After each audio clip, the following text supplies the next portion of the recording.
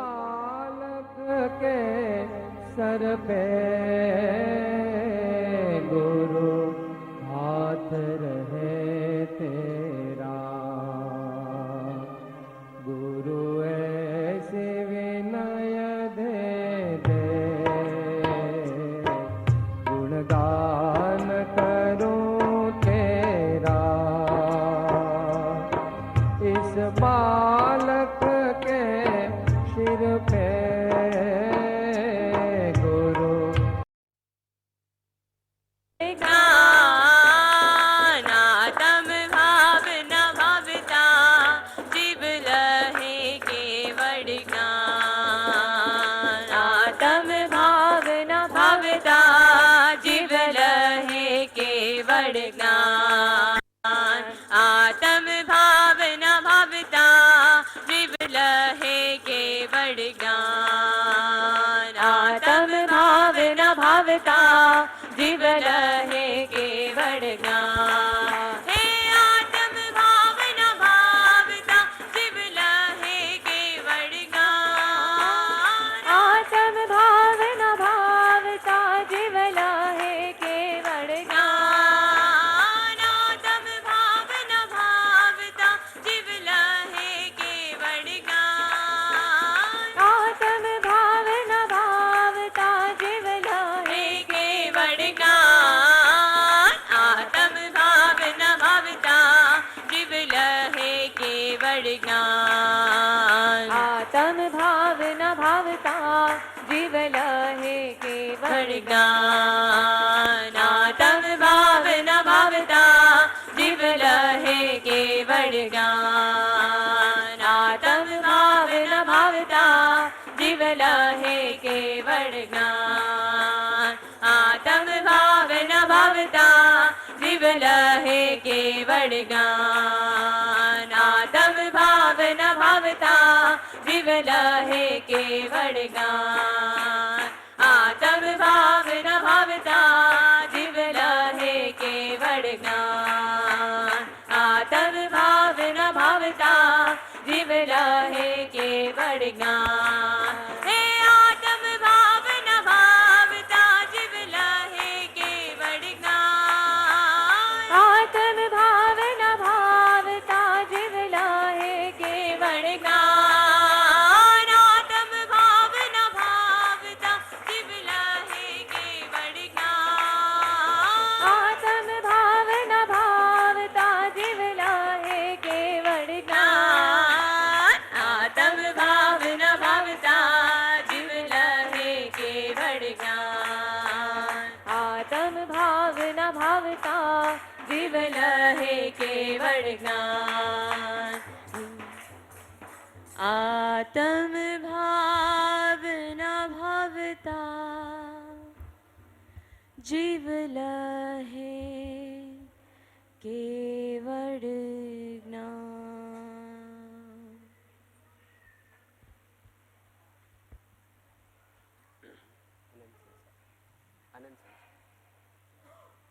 अनंत संसार समुद्र तार नौका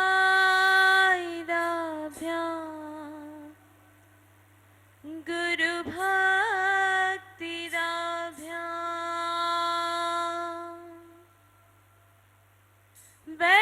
वैराग्य साम्राज्यद पूजनाभ्याम् नमो नमः श्री गुरुपादुकाभ्याम् नमो नमः श्री गुरुपादुकाभ्याम्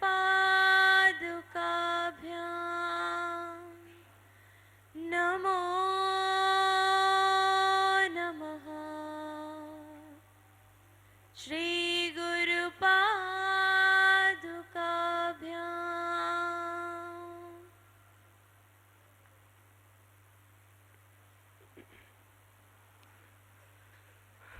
અહમ ભાવથી રહિત નહીં, સ્વધર્મ સંચય નાય, નથી નિવૃત્તિ નિર્મળપણે અન્ય ધર્મની કાંઈ. ભક્ત ભગવાન સાથે વાર્તાલાપ કરે છે અને વાર્તાલાપ કરતા એને એક પછી એક એના બધા દોષ એને પકડાય છે. અત્યાર સુધી એ ઇન્ટ્રોસ્પેક્શન કરી રહ્યો છે અને આ ગાથા જે છે 12મી એ આત્મનિરીક્ષણ હવે એનું એન્ડ થતા આવે છે. એટલે હવે ઇઝ કન્ક્લુડિંગ અને હવે એને એક પકડાય છે વાત. આપણે સવારે જેમ જોયું કે મારામાં અહંકાર ખૂબ ભરેલો છે.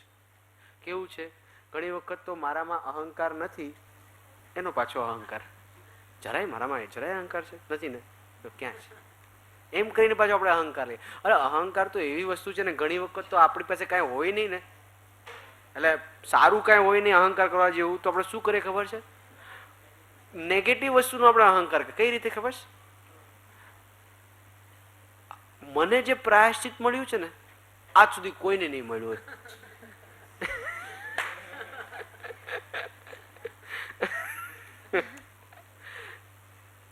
આ અહંકાર કરવાની વસ્તુ છે કે શરમ કરવાની વસ્તુ છે? કોઈને કહેતા આપણને શરમ આવી જોઈએ, એની જગ્યાએ આપણે શું કરીએ? આનો પણ આપણે અહંકાર. એટલે આ અહંકાર એવી અજબ ગજબની વસ્તુ છે કે એ ગુરુ કૃપાથી, સદગુરુ કૃપાથી પકડાય. જાતા સદગુરુ શરણમાં અલ્પ પ્રયાસે જાય. એવા સૂક્ષ્મ આપણે સવારે જોયું ને, સંકોચ, જવાબ આપવાનો ડર લાગે, આ કેટલા બધા છે. વાત વાતમાં ખોટું લાગી જવું. જો અત્યાર સુધી આપણને લાગતું કે જો કેટલું મારા પર કેમ કોઈ દયા નથી કરતું, અને હવે આ ગાથા પર લાગશે કે આ એ એક પ્રકારનો અહંકાર જ છે. મને બધાનું અટેન્શન જોઈએ છે, બધા મારા ઉપર સહાનુભૂતિ બતાવે એવી મને ઈચ્છા થાય છે, બધો અહંકાર. એટલે કેવું છે, હવે આપણને એમ લાગે છે કે આપણી દરેક વૃત્તિ પ્રવૃત્તિ એ અહંકારથી પ્રેરિત જ હોય છે. આગળ શું કહે છે? સ્વધર્મ સંચય નાય. તો સ્વધર્મ એટલે શું? સ્વ એટલે આત્મા. આત્માનો ધર્મ અર્થાત સ્વભાવમાં હું સ્થિર થયો નહીં. સંચય એટલે કંઈક ભેગું કરવું, બરાબર છે? સંચય એટલે ભેગું કરવું.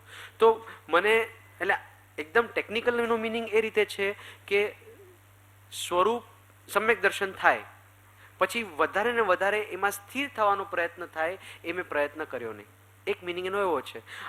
એક જગ્યાએ એમ લખ્યું છે કે પ્રથમ સંકિત થયા પછી જ ધર્મનો સંચય થાય. આ ટેકનિકલ મિનિંગ છે. આપણને સમજવું હોય તો જેટલો હું આત્માની નિકટ આવ્યો હોઉં એટલો મારામાં ગુણો આવે કે ના આવે. એટલે આપણે જો સમજવું હોય પ્રેક્ટિકલી મારા જીવનમાં અપ્લાય કરવા માટે, તો સદગુણ મારામાં ગુણો ક્વોન્ટિટી અને ક્વોલિટી અર્થાત પ્રમાણમાં અને એની સંખ્યા ખરી, સંખ્યા અને સાથે એની ક્વોલિટીને શું કહેવાય? ગુણવત્તા. ક્વોલિટી પણ હોવું જોઈએ. ઘણી વાર આપણી પાસે ગુણો ઘણા બધા હોય, પણ એમાં જો ક્વોલિટી ન હોય તો એ શું કામનું? અને કોઈ વાર એક ગુણ બહુ સારી ક્વોલિટીમાં હોય પણ બીજું કાંઈ હોય જ નહીં આપણામાં, તો ક્યાંથી કામનું?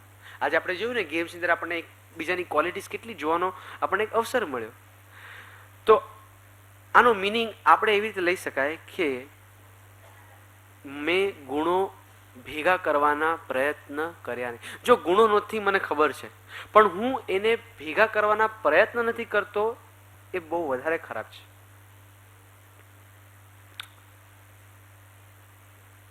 જો આપણે પૈસા ડોનેટ કર્યું હોય તો આપણને ખુશી થાય, ચલો મેં 1000 રૂપિયા આપ્યા, પણ 1000 વખત મેં પ્રભુનું નામ લીધું છે, એનો આપણે વિચારણા કરતા નથી. જો ભેગું કરવું હોય, સંચય કરવું, તો આ રીતે કર ને તું. જો આજે આપણી આ ગેમ્સ આપણે જોયું કે આમ કેટલો આપણી પાસે સમય ઓછો છે ને મારે વધારે પોઈન્ટ્સ ભેગા કરવાના છે, તો આપણે કેટલા તત્પર હતા. કોઈ પ્રમાદ કરતું હતું, કોઈ જરા ઢીલું ચાલતું તો ધક્કો મારે, અમારી ટીમને કેમ પાછળ કરે, ભાગ. બરાબર છે કે? હવે વિચાર કરો, કાલે સપોઝ એક એવી ગેમ રાખી હોય કે જે સવારના પૂજા કરવા જશે, પક્ષાલ પૂજા કરવા જશે, એને 5000 રૂપિયા. પછી જે દર્શન ટેન્શનમાં આવી ગયો, એક્ઝામ્પલ છે. અને એવી દરેક પ્રવૃત્તિ માટે કોઈમાં 5000, કોઈમાં 10000, કોઈ થાળી ધોઈને પીછે તો 10000 રૂપિયા, એમ બધી જ જો નક્કી કરેલું હોય તો કેટલા તત્પર રહેશું આપણે આ બધું કરવામાં. જે ટાઈમસર 8 વાગે આવી જશે અને 500 રૂપિયાની નોટ અંદર પ્રભાવનામાં જ. મિતાબભાઈને અનાઉન્સ ન કરવું પડે, પધારો પધારો આવો. કેમ? હવે જસ્ટ વિચાર કરો કે આવી રીતે જ બધી જ પ્રવૃત્તિ, તો આપણે જેમ ગેમ્સની અંદર તત્પર હશું એવું આપણે અહીંયા લૂંટમ લૂંટ કરશું કે નહીં? શેની લૂંટમ લૂંટ? તો કે ભાઈ મારી પાસે બહુ ઓછો સમય છે. જો આ ગેમ્સનું બધું આમ પેરેલલ આપણે વિચારવાનું છે. ગેમ્સમાં સમય ઓછો છે તો આપણે જરાય ટાઈમ વેસ્ટ કરતા હતા? કોઈ આમ ઝાડ જોવા બેસી ગયું હતું? ના, ભાગતા હતા. તો એવી રીતે મારી પાસે આ મનુષ્ય બહુ થોડા સમય માટે મળેલો છે તો હું કમાવી લઉં. હવે અહીંયા આવ્યો છું, હું આશ્રમમાં આવ્યો છું, 2-3 દિવસમાં પાછો એવો જવાનો છું, તો લાવ હું વધારેમાં વધારે લાભ લઈ લઉં. હું સંધ્યાવંદનમાં પહોંચી જાઉં, હું આ કહી લઉં, અરે એક્સ્ટ્રા કરું, કંઈક થાય કે નહીં? 10 મિનિટ વચ્ચે ગેપ છે, ચાલો થોડીક ભક્તિ કરી લઈએ, ડફલી લઈને બેસી જઈએ ભગવાન સાથે પાછું. આવી ભાવના સંચય મેં ભેગું કર્યું નહીં. અને સંકલ્પ કરે ને તો આપણી પાસે ટાઈમ મળે છે. ગમે એટલો બિઝી શેડ્યુલ હોય ને, એક વખત જો સંકલ્પ કરે તો પણ મેં આવું કાંઈ કર્યું નહીં. મેં સમજે.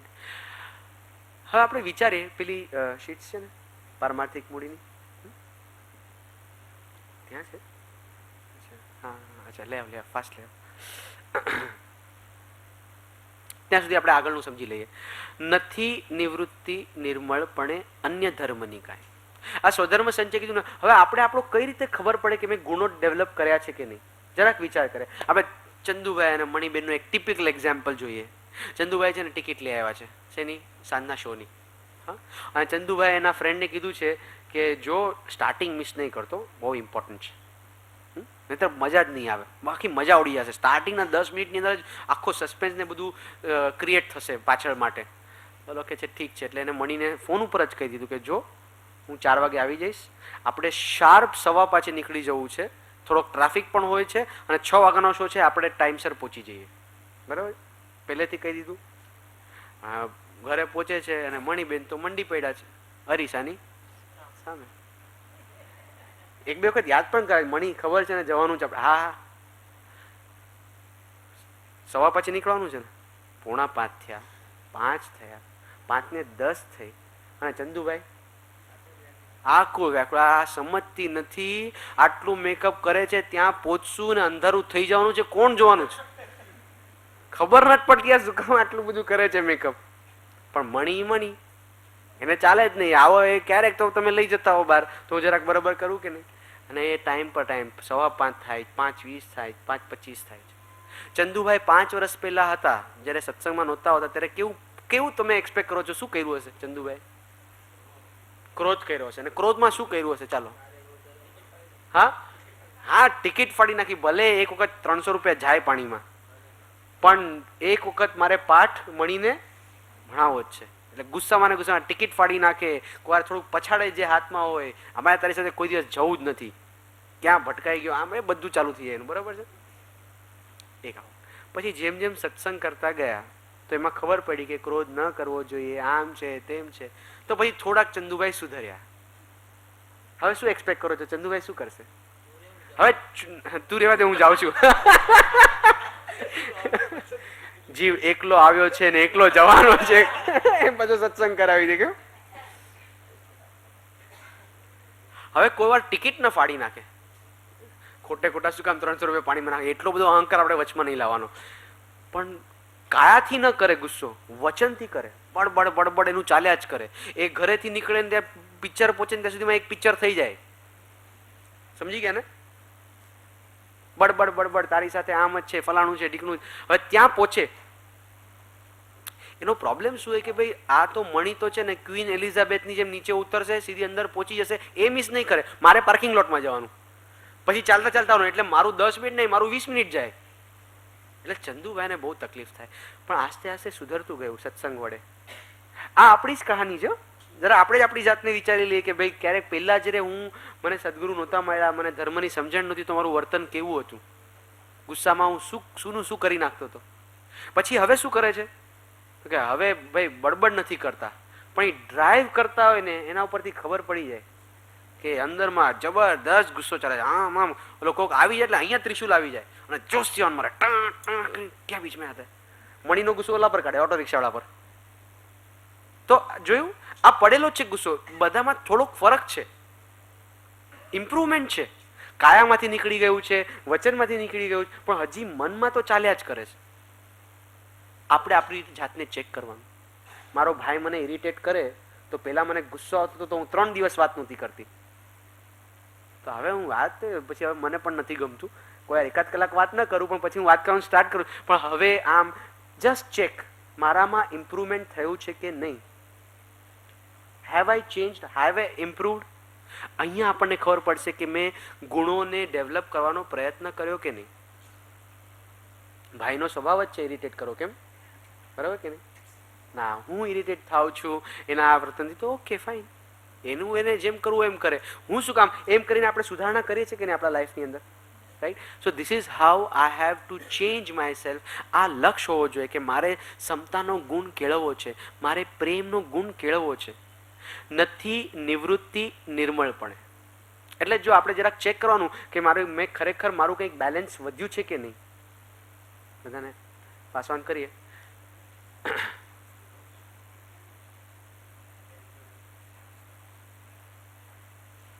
થોડુંક ફાસ્ટ કરીએ આપણે.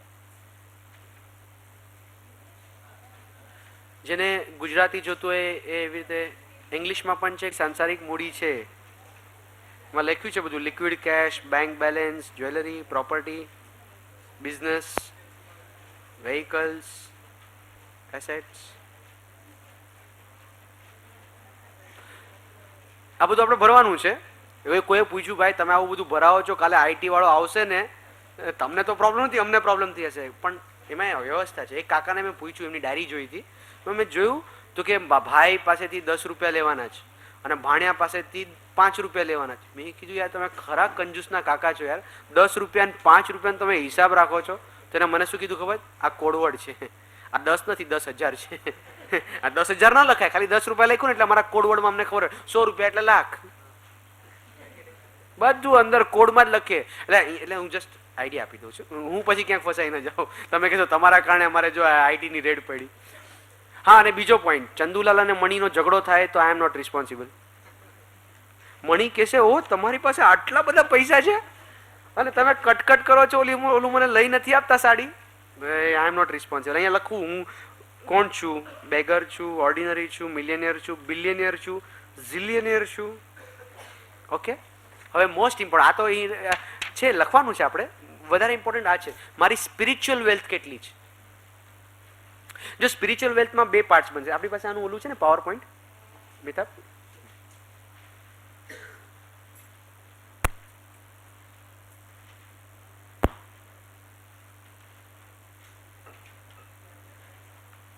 Next point, how rich I એમ.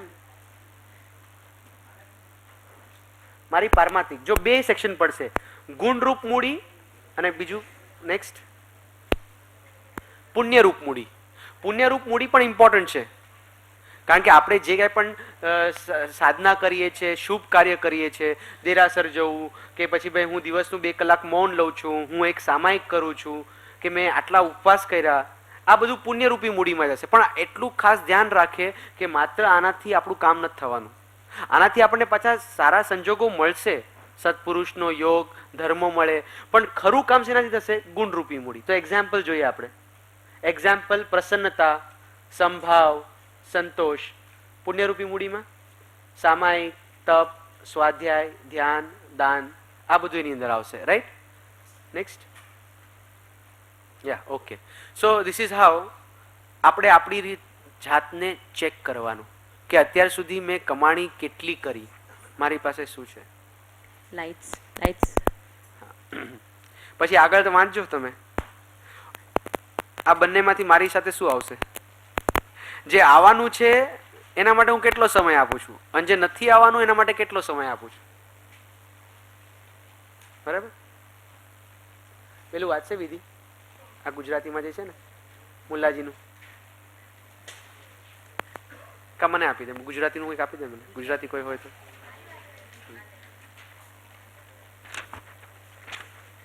એક ખંડ છે સોના ચાંદીનો જ્યાં ઢેર છે, ચળકતા હીરા ને મોતીઓની શેર છે, નોટોની રેલમ છેલ છે, જેટલું ભેગું કરવું હોય તેટલું ભેગું કરવાની છૂટ છે, પણ શરત માત્ર એક છે, ખાલી હાથ કરીને જ એક્ઝિટ છે. એક્ઝિટ એટલે બહાર નીકળવું.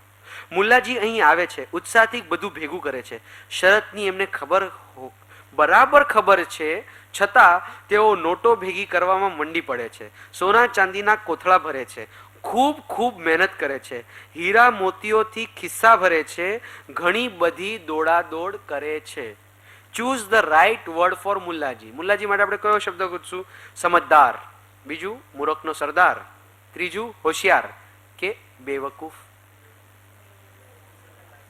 ઓકે, ચાલો હવે નેક્સ્ટ પોઈન્ટ વાંચીએ આપણે. આ સેટ કર્યું એટલે નેક્સ્ટ આવશે. સંસારનો ખંડ છે, સોના ચાંદીનો ઢેર છે, ચળકતા હીરા ને મોતીઓની શેર છે, નોટોની રેલમ છેલ છે. જેટલું ભેગું કરવું હોય તેટલું ભેગું કરવાની છૂટ છે, પણ શરત માત્ર એક છે, ખાલી હાથ કરીને જ એક્ઝિટ છે. મૃત્યુ થાય તો ખાલી હાથે જઈએ છે ને. હું શું કરી રહ્યો છું? Now I have to choose the right word for myself. સમજદાર, મૂર્ખનો સરદાર, હોશિયાર કે બેવકૂફ. આ ચિંતન માટે છે. અને એના ઉપરથી આપણે નક્કી કરવાનું છે કે મારે કેટલો સમય આપવો. જે મારી સાથે નથી આવતું, આઈ વિલ બી શોક્ડ કે મોર દેન 80 to 90% of our time goes for this. અને આપણી પાસે અડધો કલાક પ્રભુનું ભજન કરવા માટે મળતો નથી, એવી આપણી પાછી કમ્પ્લેન્ટ હોય છે. તો મુલાજી જેવું જ આપણે કરી રહ્યા છે ને. This is what we have two think. એનો બીજો પોઈન્ટ જે છે એ હું કાલે લઈશ કે કઈ રીતે પરમ કૃપાદેવે ડિઝાઇન કર્યું છે કે મારે કેટલા કલાક શું કરવું. બોલો, આપણી કેટલી ચિંતા હશે ને પરમ કૃપાદેવ. મને એ જ વિચાર આવે કે પરમ કૃપાદેવ અને અંબાલાલભાઈ લોકો સાંજે જમ્યા પછી વોક કરવા જતા ખંભાતમાં, અને પછી ત્યાં ભોયરામાં ત્યાં દેરાસરમાં નીચે બેસી પરમ કૃપાદેવ આજ્ઞા કરતા કે કરો હે પ્રભુ ગાઓ. અને અંબાલાલભાઈ અને પરમ કૃપાદેવ બંને બેઠા હોય. અંબાલાલભાઈ 10 ગાથાથી આગળ જઈ નથી શક્યા, એવા ધ્રુસકે રડે. ચોધાર આંસુ એમના આંખમાંથી, પરમ કૃપાદેવના આંખમાંથી પણ આંસુ પડે. મને એક વિકલ્પ આવ્યો હતો કે ભાઈ અંબાલાલભાઈ સાધક હતા, એમને એમના દોષ પકડાતા હશે, એમને એની ઝંખના હશે, એટલે એમના આંખમાંથી આંસુ પડે, બરોબર. પરમ કૃપાદેવ કેમ રડતા હશે? તો મને વિચાર કરતા એવો મને ભાવ આવ્યો કે કોવાર આપણને જોતા હશે કે હા, એક દિવસ આ લોકો પણ બધા છોકરાઓ મારા શિબિર કરશે, હે પ્રભુને સમજશે અને એનું જીવન સુધારશે. એ જોઈ કરુણાના આંસુ કોવાર આપણા પરમ કૃપાદેવના આંખમાં આવ્યા છે. તો આપણી કેટલી ફરજ પડે છે કે આ હે પ્રભુ એવી રીતે કરું, એવા ભાવથી કરું, એવા દિલથી કરું કે બસ મારા પરમ કૃપાદેવની જે ઈચ્છા છે એ હું પૂરી કરીશ, એમની જે ભાવના છે. તો આગળ કે છે નથી નિવૃત્તિ નિર્મળપણે અન્ય ધર્મની કાંઈ. સ્વધર્મ સંચય સમજાઈ ગયું. એટલે હવે આપણે બરોબર મંડી પ્રમાણે મને પ્રેમ મારો કેટલો વધ્યો છે, બધા પ્રત્યે વધ્યો છે, નથી વધ્યો. તો આ રીતે આપણે આપણું ચાર્ટ બનાવશું. હવે નેક્સ્ટ પોઈન્ટ શું કહે છે? નથી નિવૃત્તિ નિર્મળપણે અન્ય ધર્મની કાંઈ. નિવૃત્તિ એટલે શું? છોડવું, ત્યાગ કરવો, બરાબર. કઈ રીતે? નિર્મળપણે. પરમ કૃપાદેવ એક વર્ડ મૂકી દે ને, પતી ગયું, આપણી છુટ્ટી થઈ જાય. જો મોક્ષ અભિલાષ કીધું હોત ને, મોક્ષ આપણે આત્માર્થીના લક્ષણની અંદર, તો આપણે ફિટ થઈ જાય. પણ શું કીધું? માત્ર મોક્ષ અભિલાષ. આ માત્ર વર્ડ મૂક્યો એટલે આપણે આઉટ થઈ ગયા. કેમ? કારણ કે હજી મને ઈચ્છા થાય છે કે થોડાક પૈસા થઈ જાય ને મોક્ષ પણ જોઈએ. મને એક ફ્લેટ જરાક મોટો હોય ને તો સારું છે, સાથે મોક્ષ પણ જોઈએ છે. માત્ર મોક્ષ અભિલાષ નથી. જ્યારે માત્ર આવે ત્યારે જ હું આત્માર્થી છું. એવી રીતે અહીંયા નિર્મળપણે મૂકી દીધું ને, અને બરોબર આપણી ટેસ્ટિંગ થઈ જાય. શું કે છે? નથી નિવૃત્તિ નિર્મળપણે. શેનો ત્યાગની વાત ચાલે છે અહીંયા? અન્ય ધર્મની કાંઈ. અન્ય ધર્મના ઘણા મિનિંગ થાય છે, બધા મિનિંગ હું લેતો નથી કે ભાઈ અન્ય ધર્મ એટલે જેમ સ્વધર્મ એટલે સ્વભાવ, તો અન્ય ધર્મ એટલે વિભાવ. આપણે લઈએ કે અહીંયા આપણે જે વાત કરી ને કે સ્વધર્મ એટલે આપણે શું લીધું છે? સ્વધર્મ શું લીધું છે આપણે? આત્માના ગુણો. મેં આત્માના ગુણો ભેગા કર્યા નહીં. તો જો આ સ્વધર્મ છે તો અન્ય ધર્મ શું બનશે? હા, ગુણની ઓપોઝિટ શું આવે? દોષ. તો મેં દોષને છોડ્યા નહીં, મેં દોષનો ત્યાગ કરવો જોઈએ. હા, દોષ છોડ્યા પણ નિર્મળપણે નહોતા. હવે આ નિર્મળપણે નહોતા એટલે શું? રાગ દ્વેષ વિના. એક એક્ઝામ્પલ લઈએ આપણે. નિંદા એ દોષ છે. આપણે નક્કી કરીએ કે હું બહુ નિંદા કરું છું બધા, ચાલો નિંદા મારે ત્યાગ કરવો છે, આ મારે અવગુણ ત્યાગ કરવો છે. તો આપણે નિવૃત્તિ કરી પણ નિર્મળપણે નથી હોતી. એટલે શું થાય છે ખબર છે? પાછલા દરવાજે અહંકાર, પ્રમાદ, દમન એ બધું જ ઘૂસી જાય છે. ફોર એક્ઝામ્પલ લઈએ કે નક્કી કર્યું છે નિંદા નથી કરવી, બરાબર, પછી અહીંથી આપણે બહાર નીકળ્યા, પછી આપણો ફ્રેન્ડ કે આપણી ફ્રેન્ડ મળે અને આપણે વાત કરીએ, શું તને ખબર છે પેલી અને પેલી ચારેય મળીને પેલીની નિંદા કરતી હતી અને મેં કોઈની નિંદા નથી કરી. આમાં શું આવી ગયું? બે વસ્તુ આવી ગઈ. એક તો એના અહંકાર કર્યો, હું કોઈની નિંદા નથી કરતી, અને જરાક વિચાર કરો, એને નિંદા કરી. કોની કરી નિંદા? જે નિંદા કરે છે નિંદા કરી કે ના કરી, પણ આ આપણને પકડાતું નથી. આને કહેવાય નિર્મળપણે. અહંકાર ન હોવો જોઈએ. હું કોઈની નિંદા નથી કરતો. જોયું, હું જરાય ગુટકાને ટચ નથી થતો, સિગરેટ તો મેં હાથ જ નથી લગાડ્યો, પણ આ અહંકાર કરું છું એનો. પાછો અંદરમાં વિકલ્પ થાય કે આ સિગરેટ પીતા છે ને કેવું લાગતું હશે એ લોકોને, પૂછવું જોઈએ. આ શું છે? દમન. ઈચ્છા બહુ છે, પણ હવે મારે સારા રહેવું છે એટલે હું સારા રહેવું નથી, સારા દેખાવું છે. નહીંતર આ વિકલ્પ કેમ થાય છે કે આ દારૂમાં નશો શું ચડતો હશે, કાંઈક હોવું જોઈએ ગજબનું. બસ આવા વિકલ્પ આવી ગયા એટલે એ દમિત થાય છે. અંદરમાં એની ઈચ્છા પડેલી છે, કરતો નથી. કોઈ ચાન્સ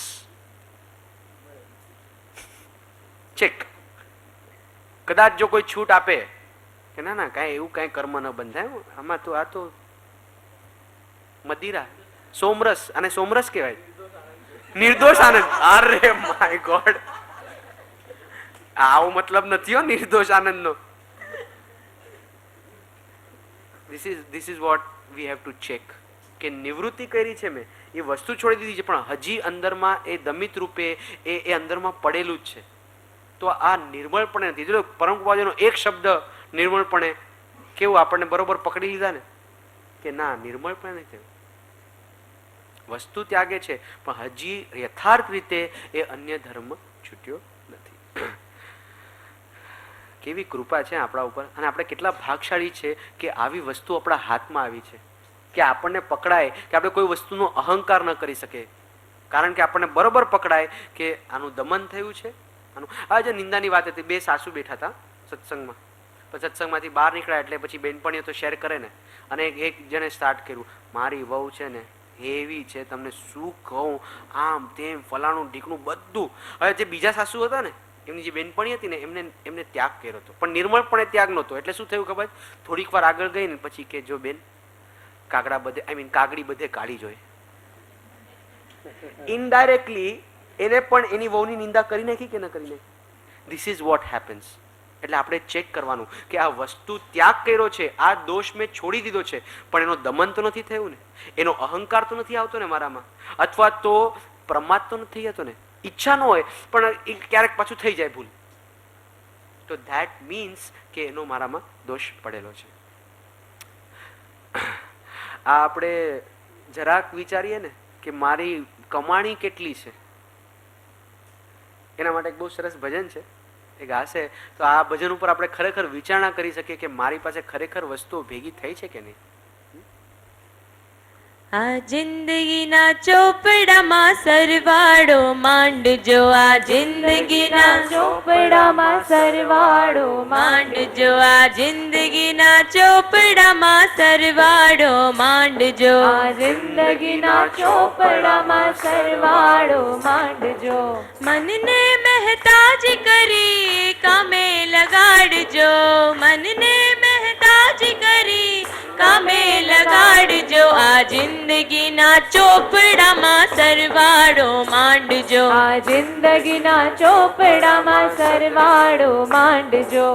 આજ સુધી જીવ્યા તો કેટલું ને કેવું, આજ સુધી જીવ્યા તો કેટલું ને કેવું, કેટલી કમાણી કરી કેટલું છે દેવું, કેટલી કમાણી કરી કેટલું છે દેવું. કાઢી સરવૈયું કોઈ સંતને બતાવજો, કાઢી સરવૈયું કોઈ સંતને બતાવજો, આ જિંદગીના ચોપડામાં સરવાળો માંડજો, આ જિંદગીના ચોપડામાં સરવાળો માંડજો. કેટલી સુધારી વૃત્તિ કેટલી બગાડી, કેટલી સુધારી વૃત્તિ કેટલી બગાડી, કયા પાટે ચાલી રહી જિંદગીની ગાડી, માટે ચાલી રહી જિંદગીની ગાડી. પ્રભુ પંથ પામવાને પાટા બદલાવજો. પ્રભુ પંથ પામવાને પાટા બદલાવજો. આ જિંદગીના ચોપડામાં સરવાળો માંડજો. આ જિંદગીના ચોપડામાં સરવાળો માંડજો. આ જિંદગીના ચોપડામાં સરવાળો માંડજો. આ જિંદગીના ચોપડામાં સરવાળો માંડજો. જ્ઞાન અને ભક્તિમાં મસ્ત બની રાખજો. જ્ઞાન અને ભક્તિમાં મસ્ત બની રાખજો.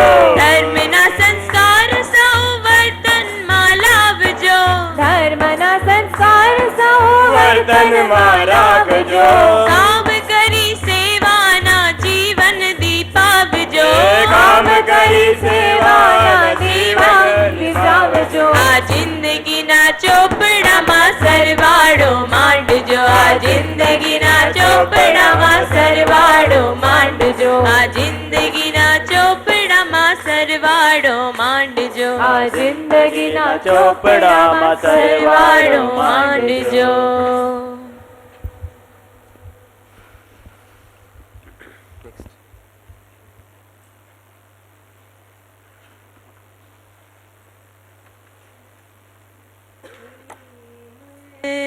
અનંત પ્રકારથી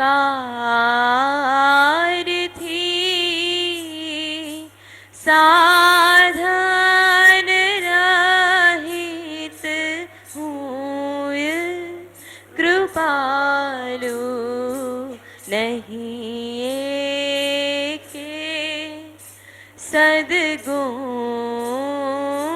પાન મુખ બતાવું શુંય કૃપાલુ રાજ કૃપાલુ રાજ કૃપાલુ.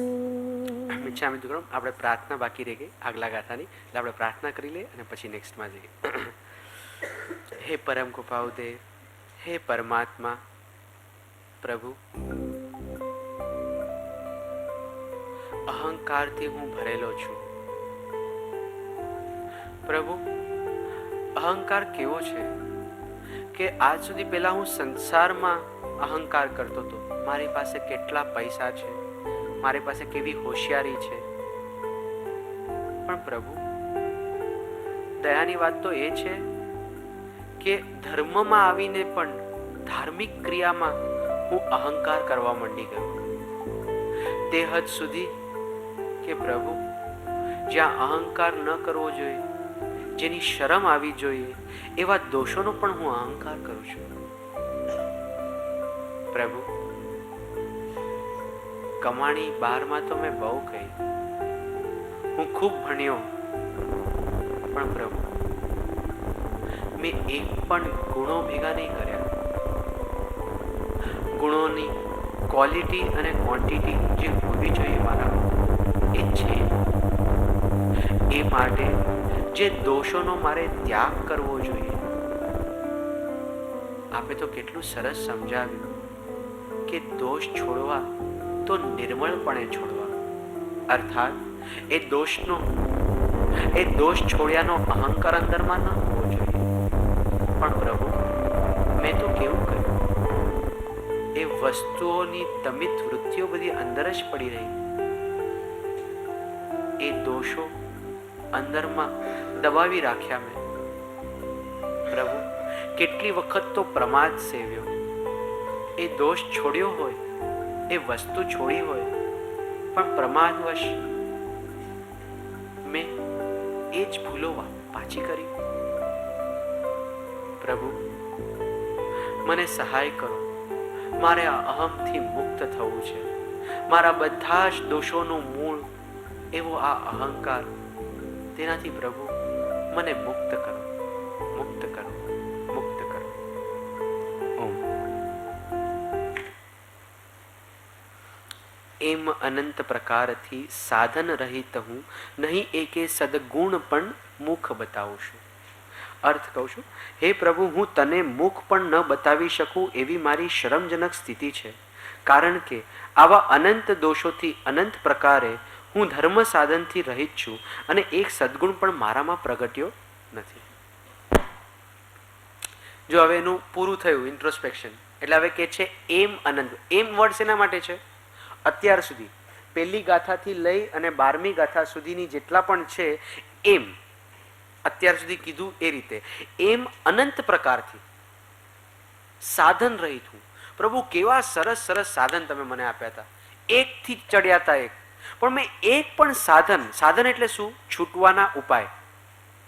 આવા છૂટવાના ઉપાય મેં એક પણ કર્યા નહીં. પ્રભુ, મારું શું થશે? એટલે અહીંયા કહે છે કે આવા સાધન. હવે અહીંયા અનંત કેમ કીધું હશે? અહીંયા તો કેટલા 12માં કેટલા સાધન આવ્યા હશે? 15, 20, 25. અહીંયા અનંત કીધું. બહુ સરસ એનો પાછળનો ભાવ છે કે અનંત દોષથી મને જે મુક્ત કરી શકે એવા સાધન હતા, એ સાધન મેં કર્યા નહીં. અથવા તો બીજું, ટુ શો ધ ઇન્ટેન્સિટી, કે સાધન તો કેટલા છે. આ રૂમમાં આવવાના કેટલા દરવાજા? 2. તો અહીંથી ભાગવાના કેટલા દરવાજા? 2. એવી રીતે જ કર્મ કેટલી રીતે બંધાય? અનંત પ્રકારે બંધાય છે. તો છૂટવાના સાધન પણ અનંત છે. પણ પ્રભુ, મેં એક પણ સાધન યથાર્થ રીતે કર્યું નહીં. જો એક પણ સાધન મેં બરોબર કર્યું હોત ને, એક સેવા પણ મેં જો યથાર્થ કરી હોત ને, તો બધા ગુણ ખીલી ગયા હોત. એક ભક્તિ મેં, એક ભજન બરોબર કર્યું હોત ને મેં, તો બધા ગુણ આવી ગયા હોત. પણ મેં એક પણ સાધન કર્યું નહીં. અહીંયા શું કે છે? નહીં એકે સદગુણ પણ. હું આગળ વધુ એની પહેલા મારે ખાસ પૂછવું છે, બધાની કેવી સ્થિરતા છે? બહુ થાકી ગયા છો? આમ રિસેપ્ટિવિટી કેવી છે બધાની? આપણે 9:30 સુધી લઈ શકશું ને? હા, પાક્કું? જરાક પણ ડાઉટ લાગતું હોય તો મને ચોક્કસ કહેજો. We can change. શું કે દર્શન, બધાની રિસેપ્ટિવિટીમાં ફ્રેશ છો? ન હોય તો થોડુંક ફ્રેશઅપ થઈ જવું છે. હા, તો એક કામ કરો, હું કહું છું એમ કરશો બધા? હા, બધા રાઈટ સાઈડ ફેસ કરો, ટર્ન થઈને. Turn on the this side. હા, મારી રાઈટ. બસ થઈ ગયા. તમને એમ થશે આ પાછો શું પ્રયોગ છે? હે ભગવાન, અમે થાકી ગયા છે આ પ્રયોગોથી. એવું તો નથી ને કે રાહ જો છો કાલે ક્યારે 2 વાગે અને ભાગીએ આપણે? હવે તમારી આગળ જે વ્યક્તિ છે ને, એને સરસ મસાજ કરી આપો. અહીંયા ખભા અને આને એ ચિંતા છે કે મને કોણ કરશે. આવશે, તારો પણ વારો આવશે, ડોન્ટ વરી. થોડુંક ધુંબા મારી આપો. એટલે ગુસ્સો નહીં કાઢતા આજે બપોરની ગેમ્સ નો, પણ મસ્ત મસાજ કરી આપજો. આમ અહીંયા જે રિલેક્સેશન ના પોઈન્ટ્સ છે, તમારા આવશે વારો. મને જરાક પણ ડલ ફેસ જોશે ને, એટલે આમ ધુંબા મારો બરોબર, આમ જાગૃત થઈ જાય ને.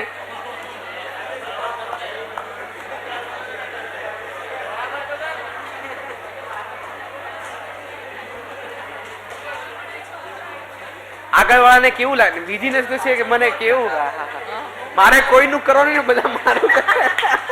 આવશે, તારો વારો આવશે. હા, શું? હા, બધા તમે પણ કરવાનું છે ભાઈ. તમે આ શિબિરમાં છો કે નહીં? અનુપમભાઈ, એમ થોડી ચાલે. ટર્ન થઈ જવાનું ફટાફટ. હા, તમે આગળ વાળાને કરજો, બરોબર, ચાલશે. કરો કરો. આ સાઈડ પણ લાભ આપો એકબીજાને, સેવાનો લાભ મળે છે. થઈ ગયું? હવે બધા turn left side, my left side. વિધિબેન, તમારે પણ કરવાનું આવશે હો.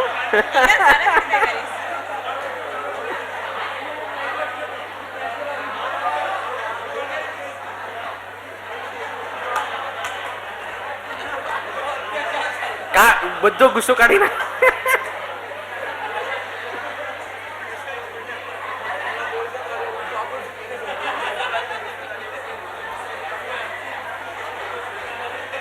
હા,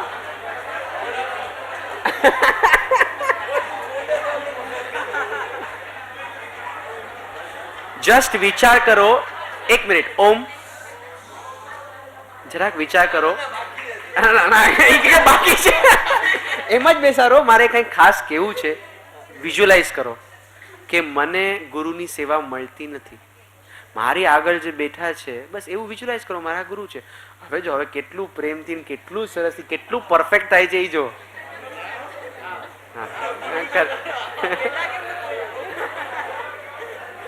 બહુ સરસ લાભ લઈ લો, આવો લાભ મળશે નહીં પાછો. કરો કરો.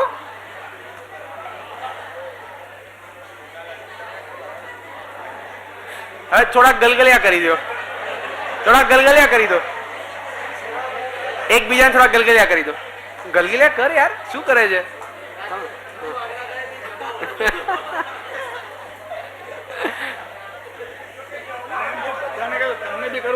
અરે મારો વાર આવશે.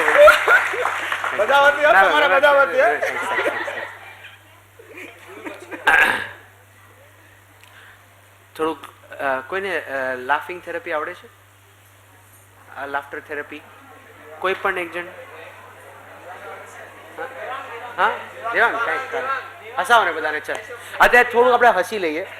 હા કારણ કે મને બધા ફેસ અને ફ્રેશ જોઈએ. દેવાંગ કમાન, પબ્લિક ડિમાન્ડ, તારે હસાવાનું છે બધાને.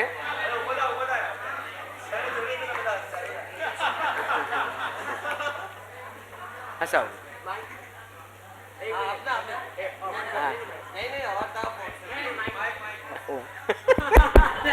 તને જોઈને જ હવે હસવું આવે તમને. તું જે કન્ફ્યુઝ થઈ ગયો છે, આવું મને કોઈ કરવાનું કીધું નથી ભાઈ, મને આવડતું નથી.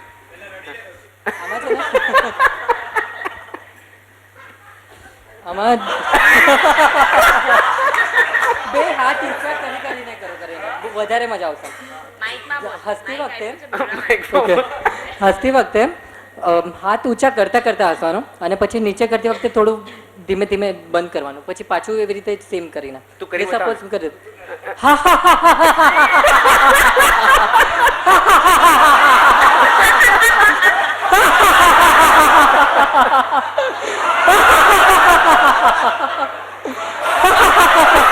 મને સાચું હસવું આવે છે હવે.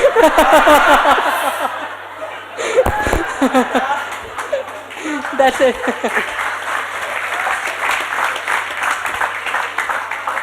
જેટલું હસવું એટલે હસી લ્યો, હવે પછી રડવાનું આવવાનું છે. મમ્મી પણ કે ને બેટા બહુ હસ નહીં, હા પછી એટલું જ રડશે, તું જોજે રડવાનો વારો આવશે. જસ્ટ ટુ ફ્રેશન અપ, કારણ કે આપણે આજે જે દર્શનભાઈ દોડાવ્યા છે, આ બધા આમ થોડાક થાક તો લાગ્યો છે આજે નહીં, but we have to be fresh, કારણ કે બહુ ઇમ્પોર્ટન્ટ વાત હવે આવે છે.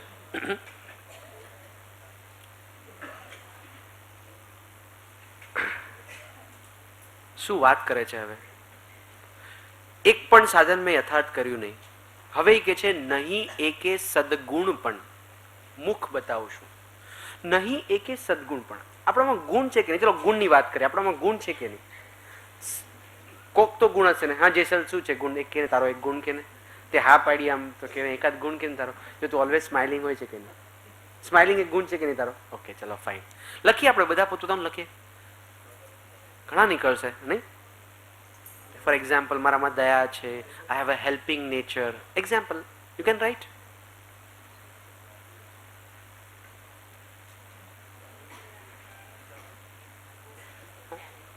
ટેલેન્ટ નહીં, હા ગુણ. પછી કોઈ એમ નહીં કહેતા કે મને રસોઈ કરતા બહુ સારી આવડે, એની વાત જ ચાલતી અહીંયા. કોઈ કહેશે કે હું શાંત છું, હું ઓલવેઝ શાંત રહું છું, પ્રસન્ન રહું છું.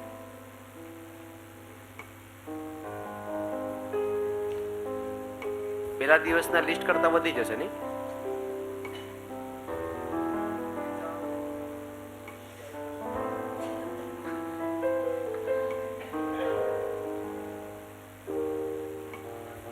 કોઈ એકાદ ગુણ લખશો તો ઇનફ છે. એકાદ તો લખાઈ જ ગયું છે ને અત્યાર સુધી, બરાબર છે? Okay let us share. Jigar તે કયો લખ્યો છે? દયા. દયા એનો ગુણ છે. મેહુલભાઈ તમે કહી હેલ્પિંગ નેચર. ઓકે વિધિ? હું ફ્રેન્ડલી છું. Okay yourself? હા કાઇન્ડ ટુ એનિમલ્સ. અમી? ગુસ્સા એટલે ઓલું જેમ જે ડોટ અસ્થાના જેવું. તું એમ બોલે ગુસ્સો આવે ત્યારે હસવું આવે.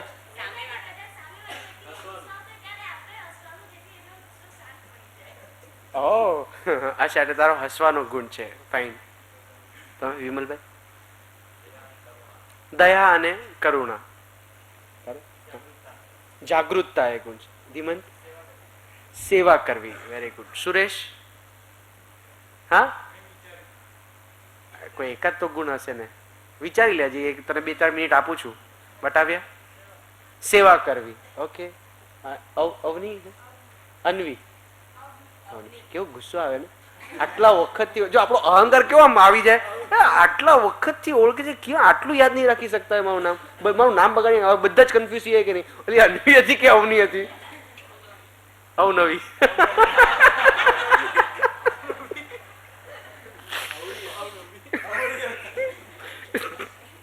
આ એનો ગુસ્સો કાઢે કે અવળી કે છે. એ ભગવાન. હા, તો તારો શું ગુણ છે? હા, trying to understand opposite person. Okay. તારો કૃતિકા? હા હા, સ્માઇલિંગ. નહીં? હા, વેરી ઇમોશનલ. આત્મન? લવિંગ. હા, બીજાને ખુશ કરવાનો હું એટેમ્પ્ટ કરું છું. Devang? You love to love others. Oh very good, બહુ સરસ. ચલો, આપણે આ ગુણ જોયો ને. હવે આ ગુણ સદગુણ છે કે નહીં? કારણ કે અહીંયા શું કે છે કે નહીં એક પણ સદગુણ. સદગુણ એટલે શું? સદ એટલે ખરો, સાચો. જેમ ગુરુની આગળ સદગુરુ લાગે છે ને, સાચા ગુરુ, સતદેવ, સાચા દેવ, એમ અહીંયા સદગુણ કીધું એટલે સાચો ગુણ. હવે આ સાચો ગુણ છે કે નહીં આપણને કઈ રીતે ખબર પડે? એક અપેક્ષાએ એક જગ્યાએ મેં એવું વાંચ્યું છે કે જ્યાં સુધી સમકિત ન થાય ત્યાં સુધી એક પણ ગુણ સદગુણ છે નહીં. પણ અહીંયા if I want to practically apply or try, તો how would we find out? ચલો, દયા નામનો ગુણ છે, બરાબર, પણ એ સદગુણ છે કે નહીં કઈ રીતે ખબર પડે? એક એક્ઝામ્પલ આપું. તું કૂતરાને અહીંયા બિસ્કિટ ખવડાવતો હોય, બરાબર છે, એમાં એક એકદમ માંદલું ને એકદમ એવું કૂતરું હોય ને તું ખવડાવતો હોય, ત્યાં એકદમ તગડો કૂતરો આવી જાય, તને એમ લાગે કે લાવ ચલો એને પણ એક બિસ્કિટ આપી દો. તું એને એક બિસ્કિટ આપે. હવે એને એની બિસ્કિટ તો લીધી, પણ એને પેલાની જ બિસ્કિટ જોઈએ છે. કોની? ઓલો માંદલો છે ને એની. એટલે એ ટ્રાય કરે. એક કૂતરામાં તો એવું હોય ને, એટલે એ ટ્રાય કરે ઓલાનું પણ લઈ લેવા માટે. તને દયાનો ગુણ છે એમ તે કીધું ને, થોડીક વાર તને એમ લાગે કે આ બહુ ત્રાસ આપે, તું શું કરશે? પથ્થર લેશે અને આને ભગાવું. ગુસ્સો આવશે એના પ્રત્યે કે તને આપી તો દીધી બિસ્કિટ, તું શું કામ આને હેરાન કરે છે? જો દયાથી સ્ટાર્ટ કર્યું તું, એક પ્રત્યે દયા છે અને બીજા પ્રત્યે દ્વેષ. જો ગુણ હોય તો બધા પ્રત્યે હોવો જોઈએ. એટલે 2 ટેસ્ટ છે. માનામાં પ્રેમ છે તો મને પ્રેમ બધા પ્રત્યે છે. જો એક પણ વ્યક્તિ આપણે એમાંથી કાઢી મૂકતા ને કે નહીં આ એક વ્યક્તિ છે ને હાથ જોડું છું, આની સાથે પ્રેમ નહીં થઈ શકે, તો આ પ્રેમ ગુણ નથી. કારણ કે જો એ ગુણ હોય તો બધા સાથે હોય અને બધા સમયે, with everyone and every time. જો ઘણા કહે છે ને આઈ એમ પોલાઇટ, કેટલા પોલાઇટ છે આમાંથી?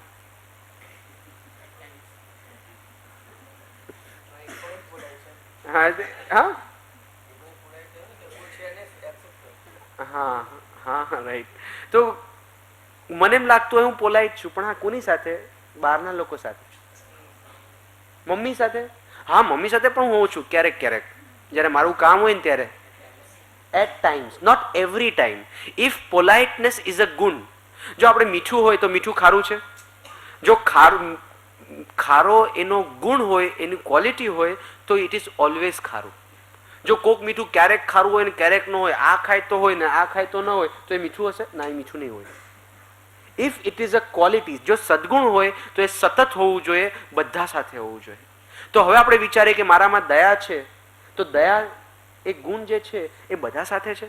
આપણે આ એક્ઝામ્પલ લીધું કૂતરાનું, તો આપણને થયું કે ના, તરત મને દ્વેષ થઈ જાય છે કોઈના પ્રત્યે. અરે એટલું સરસ.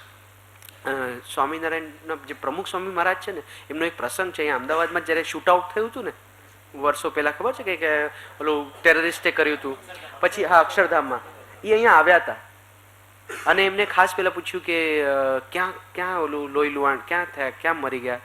તો એ કે આપણા ભક્તો અહીંયા હતા, એ લોકો અહીંયા મરી ગયા, ત્યાં બેઠા, એ જગ્યાએ એમના માટે પ્રાર્થના કરી, એમને આત્માને શાંતિ મળે એવું બધું કર્યું. પછી ત્યાંથી બહાર નીકળ્યા અને એમના આસિસ્ટન્ટને તરત બીજો ક્વેશ્ચન પૂછ્યો કે પેલા ટેરરિસ્ટ ભાગવા જતા હતા ત્યારે એ લોકોને પણ શૂટ કરી નાખ્યા, એ લોકો ક્યાં શૂટ આઉટ થયા? તો કે જો પેલી આપણી બાઉન્ડ્રી છે ને ત્યાં એ લોકો દેવર ટ્રાઇંગ ટુ જમ્પ, અને ત્યાં એ લોકો કે ચલ ત્યાં લઈ જા મને.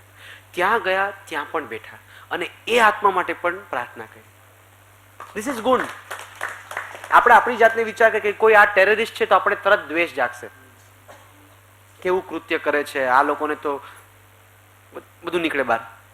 પણ જેનામાં ખરો સદગુણ છે તો એને ટેરરિસ્ટ પ્રત્યે પણ દયા આવે છે. જો ઘણી વખત આપણને ઘર સાફ રાખવાનું, પરફેક્ટ રાખવાનું, કેટલાને પરફેક્શનનો કેટલામાં ગુણ છે? પરફેક્શનનો ગુણ છે, ક્લેનલીનેસનો ગુણ કરનારામાં કેટલામાં છે? કે ઘર એકદમ સાફ, ક્લીન, પરફેક્ટ હોવું જોઈએ. હા, પોતાનો રૂમ.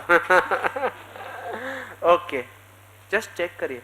પરફેક્શનનો ગુણ છે, સેવા પરફેક્ટ થવી જોઈએ, ટાઈમસર થવું જોઈએ, આ થવું જોઈએ. પણ જો એની પાછળ અહંકાર આવતો હોય, બીજા ઉપર ગુસ્સો આવતો હોય. અલકાબેન, તમારા રૂમમાં એક ઓલું લાગેલું છે ને, પોતાના ગુણને પણ સહન કરતા આવડવું જોઈએ. મારામાં ગુણ છે, શેનો ગુણ છે? પરફેક્શનનો. પણ હું કોઈક ઇમ્પરફેક્ટને જોઉં ને તરત આવે, હા ગમે એવા લોકો ભેગા થાય છે. જો હું દ્વેષ કરું છું, ધેટ મીન્સ આ પરંપરા દેખાવા પોતાના સદગુણને પણ એ સહન નથી કરી શકતો. એટલે જ કોઈ બીજાથી ભૂલ થાય છે તરત એના ઉપર ચડી બેસે છે, એના ઉપર ગુસ્સો આવે છે. તો આ સદગુણ નથી. જરાક વિચાર કરીએ કે આપણે ઘર ચોખ્ખું રાખવાનો આટલો આગ્રહ રાખીએ છીએ, આટલો પ્રયત્ન કરીએ છીએ, આપણું હૃદય ચોખ્ખું રાખવાનો આટલો આગ્રહ છે? અને કેવું છે, ઘર સાફ રહે, ક્લીન રહે, મારી વસ્તુ મારી જગ્યા પર હોય, એના માટે આપણે કોઈ વાર કેટલો કશાય કરી નાખીએ. ઘરને સાફ રાખવાની પાછળ આપણા અંતરને કેટલું ક્લેશિત કરી નાખીએ છીએ, મેલું કરી નાખીએ છીએ. એ આપણને એટલે અહીંયા એ કહે છે, અહીંયા જો અહીંયા ભક્તની કેવી હાલત થાય છે. એને દોષ તો ઢગલાબંધ દેખાય છે, પણ આજ સુધી હું જે માનતો હતો ને કે હું પરમ કૃપાળુદેવનો ભક્ત છું, હું મારામાં ગુણો છે, આજેનો ઈ ભ્રમ પણ તૂટે છે. એક પણ સદગુણ મારામાં નથી, એક ગુણ પણ અવગુણ રૂપે હતા. આપણને બધાને ખ્યાલ છે, પ્રભુ શ્રીજી મહારાજ પરમ કૃપાળુદેવ પાસે જાય છે અને કહે છે કે અમે તો ઘર ત્યાગ્યું, સાધન સંપન્ન ઘર ત્યાગ્યું, પછી 2 પત્નીનો ત્યાગ કર્યો, 1 પુત્રનો ત્યાગ કર્યો. એને શું લાગતું હતું? એમને ત્યારે એવું લાગતું હતું કે આ ગુણ છે. પરમ કૃપાળુદેવ સદગુરુ ના હતા ને, સદગુરુ બરાબર હિટ કરે ત્યાં ને ત્યાં જ. આજ એમની કરુણા છે. શું કીધું?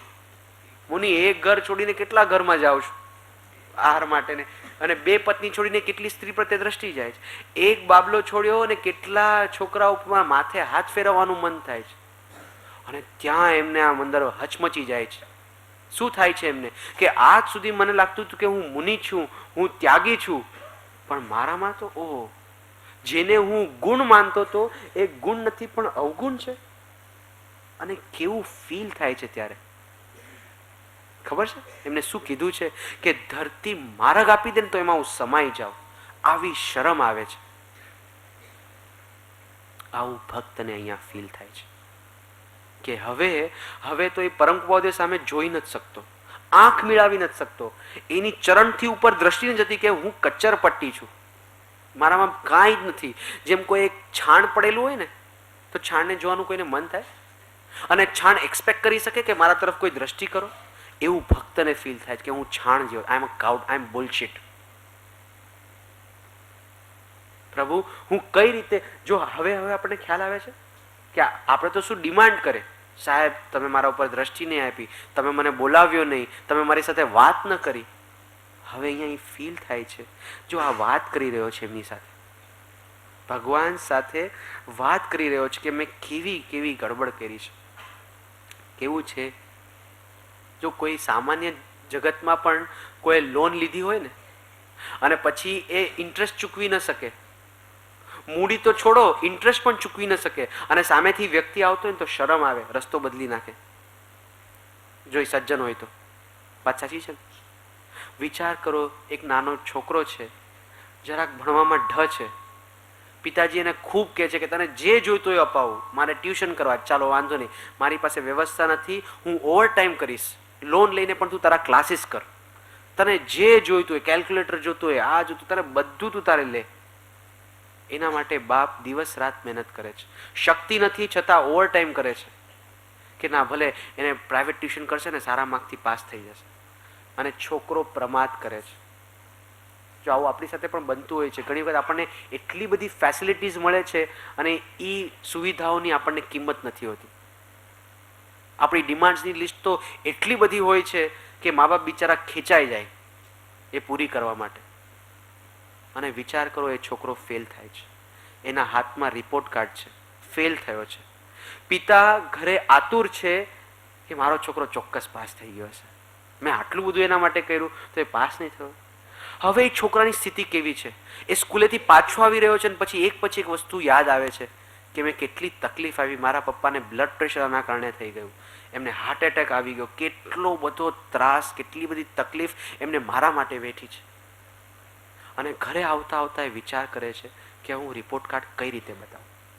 મેં માત્ર એમની ભલમનસાઈનો લાભ ઉઠાવ્યો છે, મારા જેવો કોઈ અપાત્ર નહીં. એ બાળક જેવું ફીલ કરે ને, એને જે શરમ આવે છે ને, શું થાય છે ને ફીલ, શું મોઢું બતાવું, મુખ બતાવું, શું આવું કાંઈક ફીલ આ બાળક કરે છે, આ ભક્ત કરે છે કે હવે હું તમને કઈ રીતે ફેસ કરું, શું જોઈને હું તમારી પાસે આવું, મને શરમ આવે છે, મને મારી જાત ઉપર ધિક્કાર છૂટે છે. બધો ઢોંગ હતો, મોટી મોટી વાતો કરું, 4 જણ મળે ને એટલે સત્સંગની ને આ બધી વાતો કરું, પણ અંદરમાં કેવી કચ્ચરપટ્ટી, કેટલો ગંદવાડ પડ્યો છે એનો મને કોઈ દિવસ ખેદ ન થયો. અને બધા વખાણ કરે, ઓહો તમે સત્સંગ કરો છો, તમે આ કરો છો, તમે ફલાણું કરો છો, તમે તો કેટલા ભક્ત છો. અને હું સ્વીકાર કરતો હતો, મને શરમ પણ નહોતી આવતી મારી જાતની.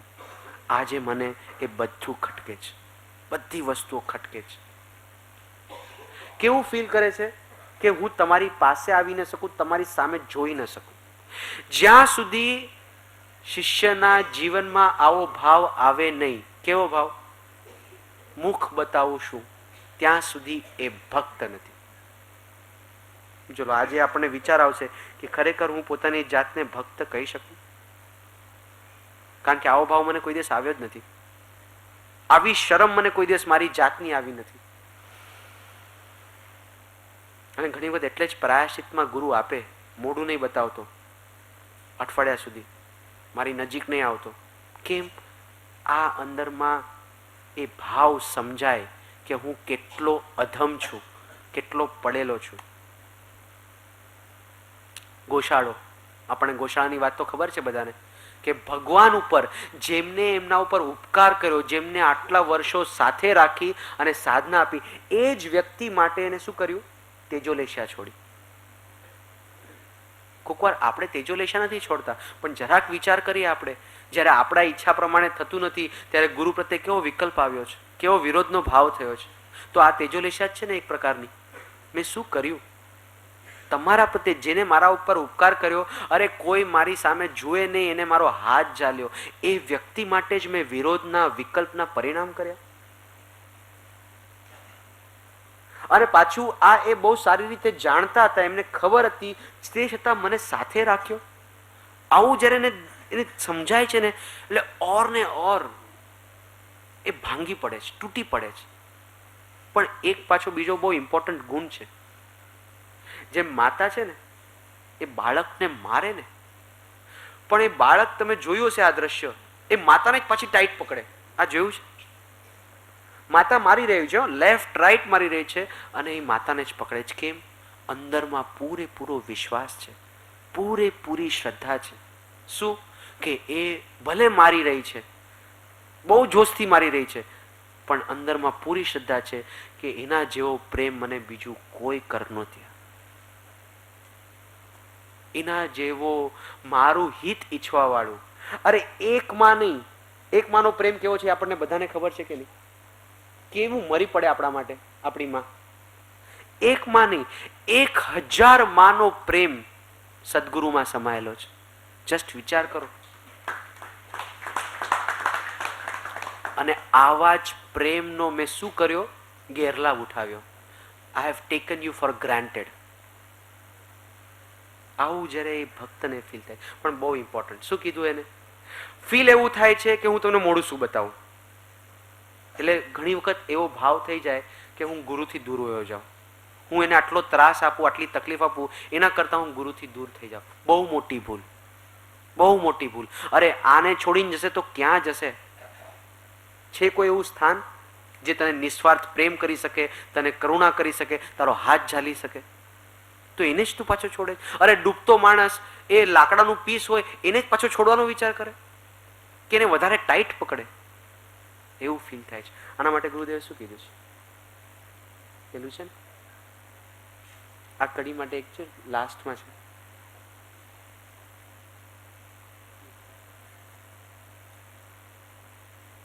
અવગુણથી ભરેલું છું, આત અને વિનમ્ર રાખ, નથી લઘુતા કે દીનતા. અને આગળ કહે મુખ બતાવું છું. મુખ બતાવવું નથી એ નમ્રતા પણ જોઈએ, અને છતાં દર્શન કરવા દરરોજ જવું પણ જોઈએ. આ બંને હોય તો જ તું સાધક છે, તું ભક્ત છે. તું ક્યારેક સામે જ જતો નથી કે હવે શું મુખ દેખાડું, તો એ પણ જ્ઞાનીને માન્યા નથી. પછી હોશિયારી મારીને જાણે કઈ બન્યું નથી એવી રીતે આવે છે, તો બી તું ખોટો. અવગુણથી ભરેલું છું, આત અને વિનમ્ર રાખ, નથી લઘુતા કે દીનતા. અને આગળ કહે મુખ બતાવું છું. મુખ બતાવવું નથી એ નમ્રતા પણ જોઈએ, અને છતાં દર્શન કરવા દરરોજ જવું પણ જોઈએ. આ બંને હોય તો જ તું સાધક છે, તું ભક્ત છે. તું ક્યારેક સામે જ જતો નથી કે હવે શું મુખ દેખાડું, તો એ પણ જ્ઞાનીને માન્યા નથી. અને પછી તું હોશિયારી મારીને જાણે કઈ બન્યું નથી એવી રીતે આવે છે, તો બી તું ખોટો. આ મેન કથા.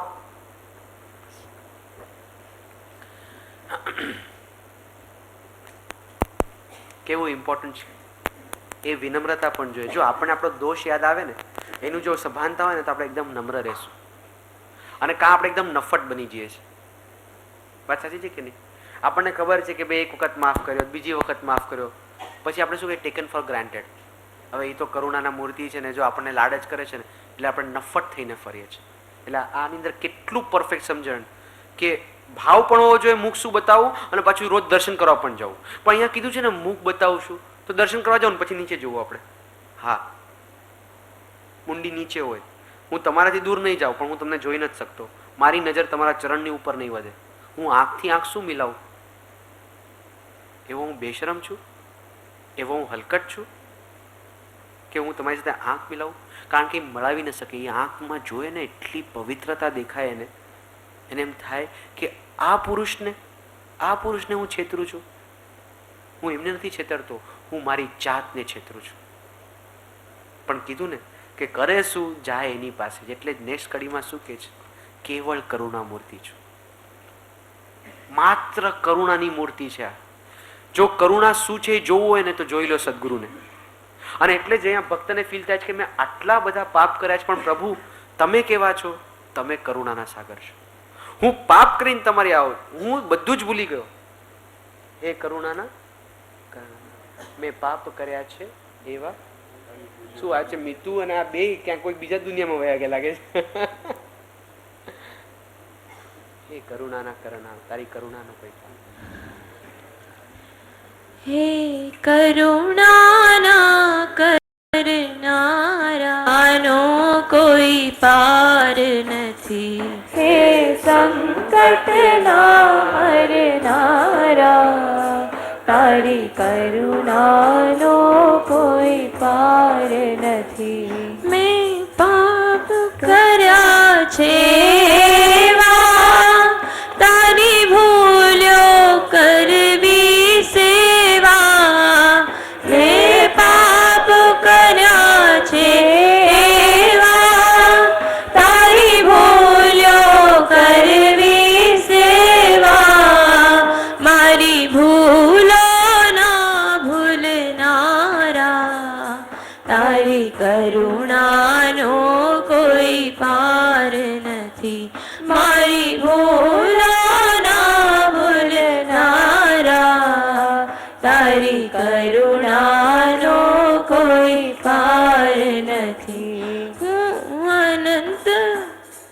હું અંતરમાં થઈ રાજી, ખેલ્યો છું આવડી બાજી. હું અંતરમાં થઈ ખેલ્યો છું આવડી બાજી.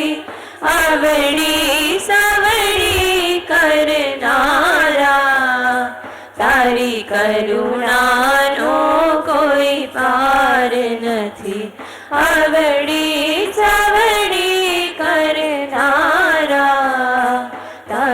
કરુણાનો કોઈ પાર નથી.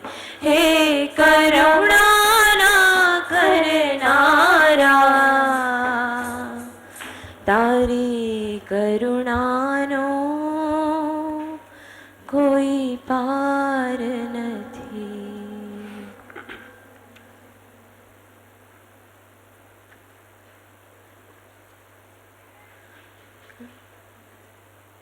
કેવળ કરુણામૂર્તિ છો,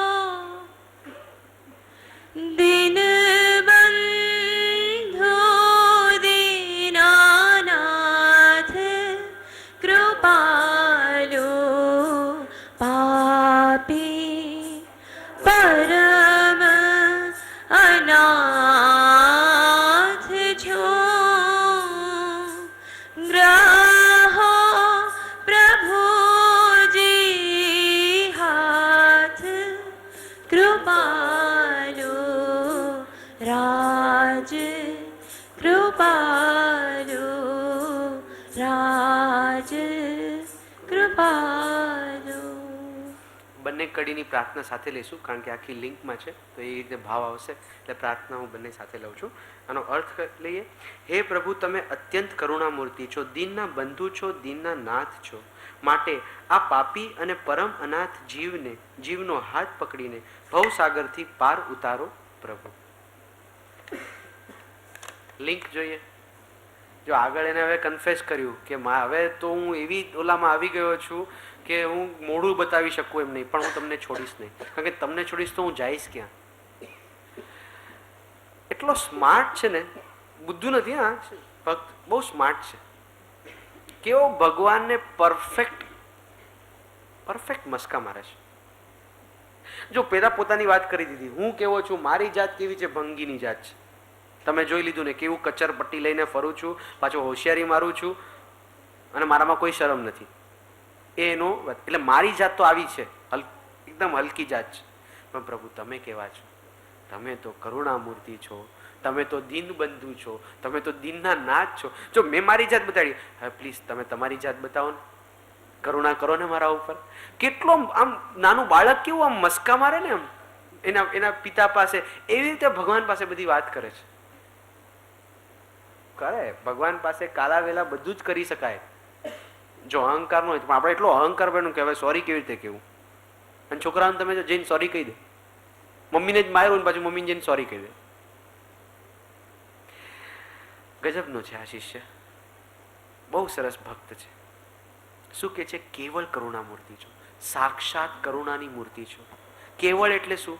કેવળ એટલે માત્ર. તમારામાં માત્ર કરુણા છે, કરુણા સિવાય બીજું કઈ છે જ નહીં. તમારી દરેક ક્ષણે, દરેક એક્શનની અંદર માત્ર ને માત્ર કરુણા જ છે, એ સિવાય બીજું કઈ છે નહીં. જરા યાદ કરીએ આપણને સદગુરુ કરુણામૂર્તિ ક્યારે લાગે? આપણે પ્રાયશ્ચિતનો લેટર લખ્યો હોય, માફ, કરુણામૂર્તિ છે. અથવા તો આપણે માગ્યું હોય કે ભાઈ મને સ્વીકારી લો, મને પણ યાત્રા પર લઈ જાઓ, પાસ, કરુણામૂર્તિ. અરે મેં તો લેટર નહોતો લખ્યો, હું તો ત્યાં ઊભો તો અને સાહેબજી સામેથી કીધું ચલ આવી જા, કરુણામૂર્તિ. જો કરુણામૂર્તિના બધા, અરે મેં ટાઈમ માગ્યો તો 5 મિનિટ 50 મિનિટ આપી, કરુણામૂર્તિ. ના કોક વાર એક રીતે જોવા જાવ ને તો આનો પાછો આપણે અહંકાર કરતા. તમને કેટલી 5 જ મિનિટ મળ્યા, મારી સાથે 50 મિનિટ બેઠા. કેવો ડિફિકલ્ટ સેમ્પલ હશે કે 50 મિનિટ આપવી પડી. એનો પાછો આપણે અહંકાર કરીએ, 50 મિનિટ મને આપી. હા, તો આ બધું લાગે ત્યારે આપણને કરુણામૂર્તિ લાગે છે. હવે આ બધાની સામે આનું ઓપોઝિટ લખો. ગ્રુપમાં લઈ લીધું, ગ્રુપની બહાર કાઢી મૂક્યો, 6 મહિના મળતો નહીં, આવતો નહીં, તો પણ શું લાગવું જોઈએ? કરુણામૂર્તિ. ટ્રીપમાં નામ હતું પણ પાછું ડિફોલ્ટનું લિસ્ટ ગયું ને, એમાં ખબર પડી કે આ 2 દિવસ ક્રમ ભૂલી ગયો છે, આઉટ ઓફ ધ ગ્રુપ. શું લાગે? કરુણામૂર્તિ. આપણને પ્રાયશ્ચિતમાં માફ કરી દે તો કરુણામૂર્તિ લાગે. અને સપોઝ 28 નું પ્રાયશ્ચિત આપે તો અરે સાહેબજી થોડુંક મારું શક્તિ થોડીક, તો કરુણામૂર્તિ નહીં લાગે. ઘણા લોકો પાછા એમ કે મેં પ્રશ્ન લખ્યો હતો ને, મેં પૂછાયું હતું ને, મને મોટું ટીક કરી આપ્યું. હવે મોટું ટીક શું, નાનું ટીક શું, બંનેનો મિનિંગ એક જ થાય. પણ જો એની નથી પાછો અહંકાર, મને મોટું ટીક કરી આપ્યું, મને હા પાડી, જવાબ નહીં આપ્યો તો એવું બન્યું હતું. બે છોકરાઓ હતા, બંને હૃદયાર્પિત, બંને ગુરુદેવ પાસે. બંનેને કંઈક સેમ ટાઈપનો પ્રોબ્લેમ હતો કે રવિવારે મા બાપ ક્યાંક લઈ જવાના હતા, કંઈક લગ્ન હતું કે કંઈક એવું હતું, અને બંનેને જવું નહોતું, સત્સંગમાં જવું હતું. એટલે બંને લેટર લખ્યો, વોટ શુડ આઈ ડુ. તો એક જણને કીધું મીટ મી, અને પછી મળ્યા એને ધરમપુરમાં, એમના રૂમ પર બોલાવ્યો, 20 મિનિટ બધી વાત કરી, અને બધું જ પૂછ્યું કે કોણ કોનું છે, શું છે, તું નહીં જશે તો શું થશે, એમ બધું એને સમજાવ્યું, બધું જ કરીને ડિસિઝન આપ્યું, જે આપ્યું હશે એ. કરુણામૂર્તિ લાગે કે નહીં? આપણા આવા નાના પ્રોબ્લેમ માટે પણ 20 મિનિટ આપ્યું. બીજાને શું કીધું ખબર છે? Don't waste my time, decide yourself. બંને હૃદયાર્પિતના સેમ એજના છોકરાઓ, સેમ ટાઈપનો પ્રોબ્લેમ, એકને 20 મિનિટ આપી, એકને કીધું ડોન્ટ વેસ્ટ માય ટાઈમ. તો કરુણામૂર્તિ લાગે છે જ, લાગવા જ જોઈએ. પછી બીજા દિવસે ઓલાને બોલાવ્યો કે શું લાગ્યું, શું થયું, તે શું નક્કી કર્યું? કે ગઈકાલે તમે મેં કીધું ડોન્ટ વેસ્ટ માય ટાઈમ, આજે પાછું પૂછો છો કે તે શું નક્કી કર્યું? કે સાહેબજી મને સમજાણું નહીં, ગઈકાલે મને છે ને બહુ વિકલ્પો થઈ ગયા કે તમારે મારા માટે ટાઈમ નથી. પછી સાહેબજીએ જે સમજાવ્યું ને એ સાંભળશો ને તો આપણા આંખમાંથી પણ આંસુ આવશે. એમને કીધું કે મારે તને લાકડી નથી આપવી, મારે તને આંખ આપવી છે, કે તું તારો વિવેક જાગૃત કર. અને એક વાત કહું, મેં પેલાને બોલાવ્યો કારણ કે મને ખબર જ હતી કે એ નહીં ડિસિઝન લઈ શકે, એ વીક છે, અને તારા ઉપર મને કોન્ફિડન્સ હતો કે તું ડિસિઝન લેશે એ સાચું જ લઈ શકશે. પણ તું મારા ઉપર નિર્ભર ન રહે. જો આ જ સદગુરુ કે તું તારા પગે થા, તારી આંખ ખોલ, તું તારા ઉપર ચાલુ થા. અને પછી ઓલા છોકરાને તો જે આંખમાં આંસુ આવે કે આટલી કરુણા હતી તમારામાં, અને હું શું સમજતો, તો મેં કેટલા ખોટા વિચાર તમારા માટે કરી નાખ્યા. આઈ વોન્ટેડ કે તું તારો વિવેક ડેવલપ કર, મારા ઉપર નિર્ભર નહીં થા, નેક્સ્ટ સ્ટેજ ઉપર જા. આવી કરુણા હોય છે. જો આપણને ઓલવેઝ માફ કરતા રહે ને સદગુરુ, તો આપણે બગડી જઈએ છીએ. પણ એકવાર જોરદાર પ્રાયશ્ચિત આવ્યું હોય, દમ નીકળી ગયો હોય પ્રાયશ્ચિત કરતા, કેવું યાદ રહે? અને એ ભૂલ પાછી આપણે કરીએ તો આ એમની કરુણા નથી તો શું છે? પણ આપણને આ નથી જોતું, કારણ કે આપણામાં મુમુક્ષુતા નથી ને, આપણે છૂટવું જ નથી. જો મુમુક્ષુતા હોય તો ખુશ થાય, ઓ અરે ગુરુ જોયે તો ખુશ, ગુરુ ન જોયે ને તો પણ એ ખુશ હોય. જો આપણે દર્શન કરવા જઈએ ને અને ગુરુદેવે આપણને જો દ્રષ્ટિ આપી હોય તો એકદમ ખુશ થઈ જાય, નિહાલ થઈ જાય, ગુરુદેવ મને દ્રષ્ટિ તને આપી, તને નથી મને આપી દ્રષ્ટિ. અને ભક્ત હોય ને એ જાય અને ગુરુ દ્રષ્ટિ ન પણ આપે ને તો કે કાંઈ વાંધો નહીં, હું દર્શન દેવાનો તો ગયો, દર્શન લેવા ગયો હતો, મને એમના દર્શન થયા, બસ બહુ થઈ ગયું. એ મને જોયે છે કે નહીં ઇમ્પોર્ટન્ટ. અને હું કહું કોક વાર જો ખરેખર અવોઇડ કરતો હોય ને ગુરુ, અવોઇડ, આપણે અનુભવ થાય, આમ સામે બેઠા હોય, અહીંથી અહીંયા જોયા, આમ અહીંયા વચ્ચે થાંભલો છે, કઈ છે જ નહીં કંઈ, આપણે એમ થાય કે શું કરું, શું કે આમ જરા ઊંચો થાવ કે કેમ દેખાતો નથી હું એમને, એવું થાય. પણ જરાક વિચાર કરો કે જ્યારે સદગુરુ અવોઇડ કરતા હોય ને તો સૌથી વધારે એને જ યાદ કરતા હોય. ફોર એક્ઝામ્પલ, ચલો મારે દર્શન સામે નથી જોવું, એકદમ જ નથી જોવું, એટલે એને બરોબર ખબર પડવી જોઈએ, તો હું અહીંથી સ્ટાર્ટ કરીને જો દર્શનને જોવાય ન જાય, દર્શનને જોવાય ન જાય, દર્શનને જોયું નહીં, દર્શન સિવાય બીજો કોઈ વિચાર જ નહોતો અંદરમાં. અને આવું જ જ્યારે સદગુરુ આપણને અવોઇડ કરતા હોય ને, આપણે જેના મનમાં રમતા હોય, ખુશ થવાનું, નાચવાનું, પણ પાછો દોષે કાઢવાનો. હા, એ પણ હોવું જોઈએ કે પ્રભુ તમે નથી જોતા ને મને ખબર છે હું બહુ ગડબડ કરું છું ને હું સુધરી આપીશ, ટૂંક સમયમાં સુધરી આપીશ, આવો ભાવ હોવો જોઈએ. પણ ત્યાં પછી ફટકી જાય, હવે મારે પણ નથી જવું, એમને નથી મારી સામે, મારે પણ નથી કરવું, મારે મોક્ષ પણ તો તારામાં કલ્યાણ માટે જતું, એમને શું ફરક પડે? તું મોક્ષે જાય કે ન જાય, એમને કઈ કમિશન મળવાનું?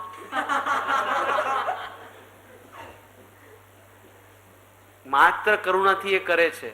તારે તારું કલ્યાણ ન કરવું હોય તો નહીં જતો. નુકસાન કોનું છે? મારું પોતાનું છે. પણ આ જયારે સમજાય કે એમનું જે કરે, અરે ગુરુ તો એટલું ધ્યાન રાખે ને, એ તો પછી પાછળથી ખબર પડે કે જેમ બોલું હતું ને, ઓલા દ્રષ્ટાંત લોકો મારતા હતા, એને લોહી લુહાણ કરતા હતા, ગુરુ ત્યારે શું કરતા હતા? ઝાડની પાછળથી જોતા હતા, મારા શિષ્યને ક્યાંય એવું ન થઈ જાય કે એનો પ્રાણ નીકળી જાય. કેટલી કરુણા હતી કે નહીં?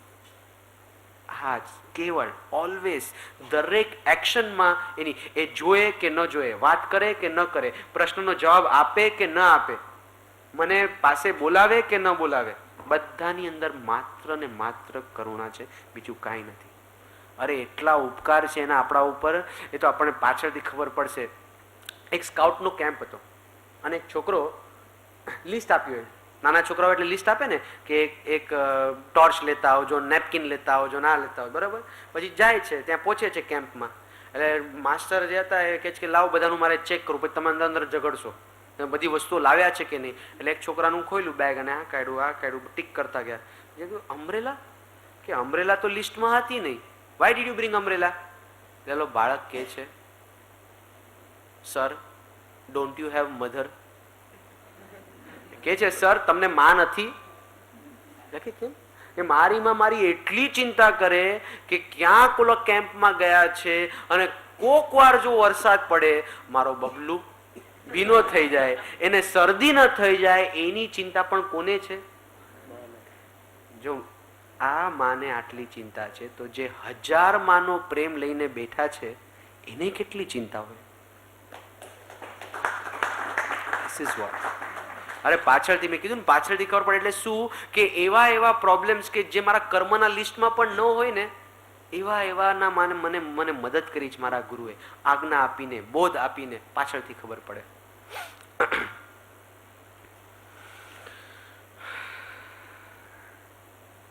શું કે છે? દીનબંધુ દીનાનાથ. દીનાનાથ નથી, દીનનાથ છે. દીનનાથ. દીન બંધુ કીધું, દીનનાથ કીધું. દીન એટલે હું રાંગ છું, હું તો ભિખારી છું. હવે તો આપણે માનીએ છીએ કે નહીં આપણી જાતને? કાંઈ જ છે નહીં આપણી પાસે. પણ તમે મારા કોણ છો? મારા બંધુ છો, મારા નાથ છો. આ બંનેનું કોમ્બિનેશન બહુ જ જરૂરી છે. કેમ બંધુ? જો આપણે નાથ તરીકે તો સ્વીકારી શકતા હશું કે ના એ બહુ મહાન છે, એ મારા માસ્ટર છે, એ જેમ કહેશે મારે મારું કરવું છે જીવનની અંદર, એટલે રિસ્પેક્ટ હશે. પણ અહીંયા કીધું બંધુ પણ લાગવા જોઈએ. બંધુ એટલે કોણ? ફ્રેન્ડ, ભાઈ. તો જેવો ફ્રેન્ડ સાથેનું રિલેશન હોય એવું ગુરુ સાથે રિલેશન હોવું જોઈએ. કેમ? બબલું ફેલ થઈને આવ્યો, પછી મમ્મી પૂછે છે, ગુસ્સે થાય છે, કેમ ફેલ થઈ ગયો? અરે શું કહું, મારી ટીચર છે ને બહુ ખડૂસ છે, એને મારા ઉપર ખબર નહીં શું ખાર છે, બધો ગુસ્સો કાઢ્યો લાગે છે ને. અને એની પાસે તો કેટલા કારણો, એની પાસે 1000 કારણ કાઢે. પોર્શન ઓપ્શનમાં છોડ્યું તું એ જ આવી ગયું, પોર્શનમાં શીખવાડવું તું એ આવી ગયું, કાંઈક એવા તો કેટલા એની પાસે રીઝન્સ હોય, બરાબર છે. બધા રીઝન ઠોકી દીધા. મમ્મી કન્વિન્સ થઈ ગઈ, બિચારી ભોળી કન્વિન્સ થઈ ગઈ. બહાર નીકળે છે, દોસ્તાર આવે, હાથ મૂકે, ક્યાં યાર તું ફેલ હો ગયા? અરે ક્યાં બોલું, કુછ પढ़ाई નહીં કિયા મેને. કેમ આ નીકળું? ફ્રેન્ડ છે ને, with friend you are yourself. Am I right? Friend મળે એટલે આપણે દિલ ખોલીને યુ આર યોર સેલ્ફ. જે અંદરમાં હોય એ તમે એકદમ પ્રેમથી કહી શકો, કારણ ખબર છે. પણ જો માત્ર બંધુ માનીને તો પણ પ્રોબ્લેમ છે. શું ખબર છે? હવે જો ફ્રેન્ડ જે પૂછે છે ને તું ક્યું ફેલ હો ગયા, એને કીધું સાચું કીધું, પણ દેખ તેરે કો પढ़ाई करनी चाहिए, मैं तेरे को बोल रहा था तू ऐसा नहीं करना चाहिए. એ બોસ લેક્ચર નહીં દે, બોત હો ગયા. વાત સાચી છે કે નહીં? કેમ? અહીંયા રિસ્પેક્ટ નથી, ફ્રેન્ડલીનેસ છે. એટલે જે હૃદયમાં છે એ કે છે. પણ પાછો જો લેક્ચર આપે, હું યુવાની ભાષા યુઝ કરું છું અત્યારે, તમને લાગતું છે કેમ આવું, પણ આવું આપણે બોલતા હોય છે કે નહીં ફ્રેન્ડ સાથે? પ્લીઝ હવે ભાષણ મત દે, તેરે પાસ રાખ. હા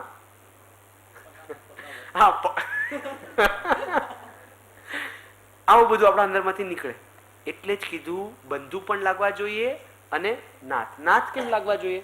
જ્યારે આપણે નાથ તરીકે સ્વીકારીએ ને તો એમને જે કીધું નહીં આપણે કરશું. વાત સાચી છે ને? રિસ્પેક્ટ છે ને? આમ બેમાંથી જો એક પણ ખૂટતું હશે ને બહુ ગડબડ થશે.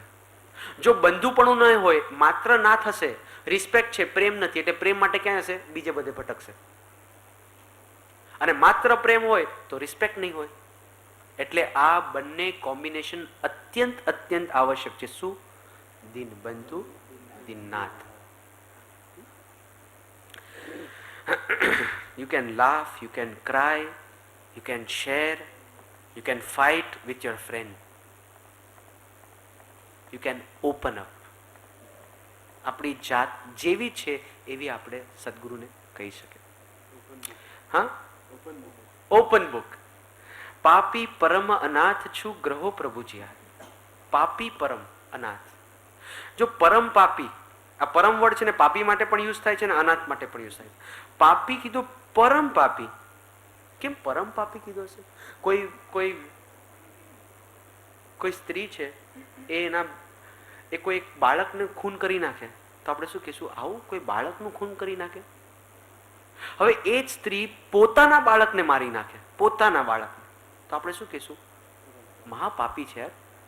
પોતાના જ બાળકને કોઈ મારી નાખે. આપણે શું કર્યું છે? મેં પોતે મારા જ આત્માના ગુણોનો શું કર્યો છે? ઘાત કર્યો છે પોતાના. એટલે હું પરમ પાપી છું. પરમ અનાથ કેમ કીધો? જો અનાથની વાત આગળ તો આવી, પણ અત્યારે પરમ અનાથ પોતાને કે છે. કેમ પરમ અનાથ કીધું?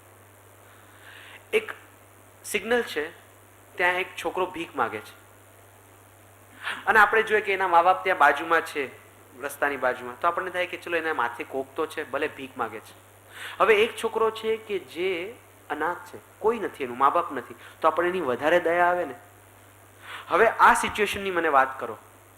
એક છોકરો છે, ભીખ માગી રહ્યો છે, સિગ્નલ ઉપર ભીખ માગી રહ્યો છે. એ જ સિગ્નલની સામે એક મોટો આલિશાન બંગલો છે, એનો શેઠ કરોડપતિ છે. એનો જ આ છોકરો છે, એનો જ આ છોકરો છે. અને એનો બાપ કહે છે કે આવ મારા ઘરે આવ, તારું જ છે આ બધું. પણ અહંકારના કારણે એ જતો નથી એના બાપ પાસે અને ભીખ માગે છે સિગ્નલ પર, રૂપિયા 2 રૂપિયાની. તો આની સૌથી વધારે આપણને દયા આવે કે નહીં? કારણ કે મા બાપ હોવા છતાં, તેઓ કરોડપતિ હોવા છતાં પણ અહંકારને લઈને એની પાસે જતો નથી. આ બીજા કોઈની નહીં, આપણી વાત છે. આપણા પિતા કરોડપતિ આલિશાન બંગલામાં છે, બેઠા છે, સામેથી આવકાર આપે છે કે આવને આવું, તું વારસ છે મારો, મારે તને વારસામાં બધું આપવું છે. આપણો અહંકાર, એ અહંકારને લઈને હું ક્યાં રહું છું? તો કે ત્યાં પંચ વિષયના સિગ્નલ ઉપર ભીખ માગું છું. મને સારું ખાવાનું મળે, સારું પહેરવાનું મળે, આ મળે, તે મળે. તો મારા જેવો અનાથ કોણ? માથે ગુરુ હોવા છતાં એની આજ્ઞા પાળું નહીં, તો મારા જેવો પરમ અનાથ કોઈ નહીં. છેલ્લે શું કહે છે? ગ્રહો પ્રભુજી આપ. કેવી વાત કરે છે! જો આ પ્રૂફ કે આ બધું સાંભળ્યું ને તો પકડો ને મારો હાથ તમે પ્લીઝ, એમ વિનંતી કરે છે. હું ખાડામાં પડી ગયો છું. કયા ખાડામાં? દોષરૂપી ખાડામાં. મારું ડિપ્રેશન જુઓ, મહિનાના મહિના સુધી હું આવી રીતે નેગેટિવિટીમાં રહું છું, દોષની અંદર રહું છું. પ્રભુ હવે તો આ ખાડામાંથી બહાર કાઢો. અને ગુરુ પણ શું કહે છે? ગુરુ શું કહે છે? અરે હું રાહ જોઉં છું, તું હાથ આપ, તને કાઢવા માટે જ બેઠો છું. હું માત્ર તને ખાડામાંથી બહાર નહીં કાઢું, તને તારા ઘરે પણ પહોંચાડીશ, નિજ ઘરે. માત્ર ખાડામાંથી બહાર નહીં. આવી એની કરુણા. અને કેવા નિષ્કારણ કરુણાશીલ છે કે ઘરે પહોંચાડ્યા પછી થેન્ક્સ માટે રાહ પણ જોતા નથી. છે ને, ધરી મૌનતા એમ કહી સહજ સમાધિમાં વેટ પણ નથી કરતા. આવા સદગુરુ. અહીંયા બહુ સરસ કીધું, મારો હાથ પકડો પ્રભુ. કેમ કીધું? તમે પકડો. બાળક છે ને, એ મમ્મીનો હાથ પકડે ને અને જરાક એટ્રેક્શન આવે ને છોડીને ભાગી જાય. બરાબર? અહીંયા શું કે છે? તમે પકડો. કારણ કે તમે પકડશો ને પછી હું જરાક પણ નાટક કરીશ, તમે છોડશો નહીં, કારણ કે તમે પકડો છે ને. એટલે એમાં કેટલો એને કોન્ફિડન્સ છે કે પ્રભુ તમે એક વખત પકડી લેશો ને પછી હું ગમે એટલા નાટક કરીશ, ગમે એટલા ધમ પછાડા કરીશ ને, તમે છોડશો નહીં. આવા ભાવ એને થાય છે. તો આ કયા હાથની વાત ચાલે છે? હવે આપણે ભાગવાનું સદગુરુની પાછળ, પ્લીઝ સાહેબ પકડો ને, પ્લીઝ સાહેબ પકડો ને, એમ કરવાનું ના. અહીંયા કયા હાથની વાત ચાલે છે? બોધરૂપી હાથ. એમનો બોધ, આજ્ઞારૂપી હાથ. તમારી મુદ્રા મને યાદ આવે, આ હાથથી મને બસ બહાર કાઢો. તમારી એક અમી દ્રષ્ટિ મારા ઉપર પડશે ને, તમારી આંખોમાં હું જોઈ લઈશ ને અને હું ડિપ્રેશનમાંથી બહાર આવી જઈશ. બસ આટલું મને મદદ કરો. આવી ભાવના. એક ભાઈ એમનો એક્સપિરિયન્સ શેર કર્યો હતો કે એનો બહુ મોટો ફાઇટ થયો. ચંદુબેન મણીબેન લઈ લો, બહુ મોટો ફાઇટ થઈ ગયો એમના વાઈફ સાથે. એટલો બધો કશાય થઈ ગયો, હદની બહાર. અને કશાય થઈ ગયા પછી ખબર છે ને શું થાય? એટલો જ પશ્ચાતાપ. મારા જેવો મુમુક્ષુ થઈને આટલો સત્સંગ કરું છું, આ કરું છું. એટલે એને કમ્પ્લેન કરી પરમ ભગવાન, કેમ તમે મારું ધ્યાન નહીં રાખ્યું? તમને તો ખબર હતી ને, તમે મારો હાથ કેમ નહીં પકડ્યો? પછી શાંતિથી બેઠા હતા અને બધું યાદ કરતા હતા. 10 દિવસ પહેલા સત્સંગમાં બેઠા હતા અને ગુરુદેવે કંઈક વાત કાઢી હતી અને એમને ખાલી એટલું પૂછ્યું કે આપણે ડ્રાઈવ કરતા હોય ને આપણી આગળ પેટ્રોલનું મોટું ટેન્કર હોય, બરાબર છે, અને આમ છલકાતું હોય એવું લાગતું હોય, પાછળ શું લખેલું હોય? Keep safe distance. અને બીજું શું લખ્યું હોય? હાઈલી ઇન્ફ્લેમેબલ. ખાલી ઇન્ફ્લેમેબલ ને, હાઈલી ઇન્ફ્લેમેબલ. અને ખાસ એને પૂછ્યું હતું આ ચંદુભાઈને કે હાઈલી ઇન્ફ્લેમેબલ એટલે સમજી ગયા તમે? આટલું કીધું તો આપણે શું કરવાનું? Keep safe distance. અને પછી વાત કે હા મને જોઈને કીધું તું, મને આ ક્વેશ્ચન પૂછ્યો હતો, આ મણી એટલે આ પેટ્રોલની ટેન્કર જ છે. હાઈલી ઇન્ફ્લેમેબલ. મને ખબર છે કે એને વતાવવું ન જોઈએ અમુક દિવસોમાં કે અમુક ઓલાની અંદર મારે એને વિહરાન ન કરવી જોઈએ, અને છતાં મેં મારો મત પકડી રાખ્યો, એની સાથે મેં ખટખટ કરી અને એટલે આટલો મોટો કશાય થયો. મને મારા ગુરુએ હાથ આપ્યો જ હતો. શું હાથ આપ્યો હતો? બોધરૂપી હાથ. હાઈલી ઇન્ફ્લેમેબલ. શું કરવું? Keep safe distance. આ આજ્ઞા ચૂકી ગયો પછી કશાય થાય જ ને, પછી નરક ઊભી થાય જ ને. એટલે હવે એ પ્રાર્થના કરે કે પ્રભુ પ્લીઝ મને બહાર કાઢો. આંખ બંધ કરી પ્રાર્થના કરશો.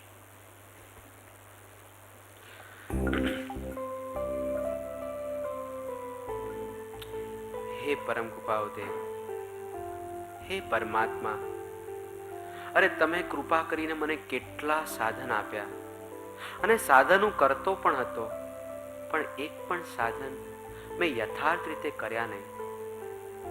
એ સાધન વડે જે સદગુણોની પ્રાપ્તિ થવી જોઈએ એ ગુણો પણ મેં પ્રાપ્ત ન કર્યા. અરે આજ સુધી તો માનતો તો મારામાં દયા છે, અરે હું કેટલો શાંત રહું છું, પણ ઘરના વ્યક્તિ પ્રત્યે મારું વર્તન જોઉં છું, બહારના પ્રત્યે શાંત છું, અંદરમાં ક્લેશ કશાય કરી બેસું છું.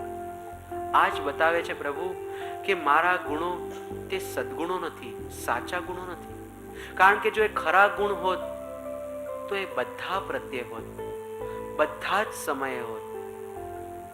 મને તો મૂડ આવ્યો તો બહુ જ હેલ્પ કરું, અને જરા મૂડ બગડેલો હોય તો કોઈને મદદ ન કરું. પ્રભુ હવે મારી કેવી દશા મને દેખાય છે. દોષથી તો હું ભરેલો જ હતો, પણ જેને ગુણ માનતો હતો એ પણ અવગુણ જ હતા. પ્રભુ મને મારી જાતની બહુ શરમ આવે છે.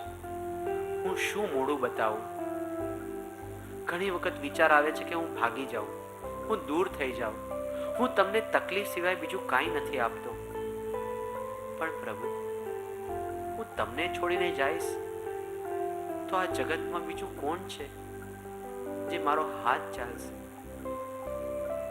પ્રભુ એક તમે જ તો માત્ર ને માત્ર કરુણામૂર્તિ છો.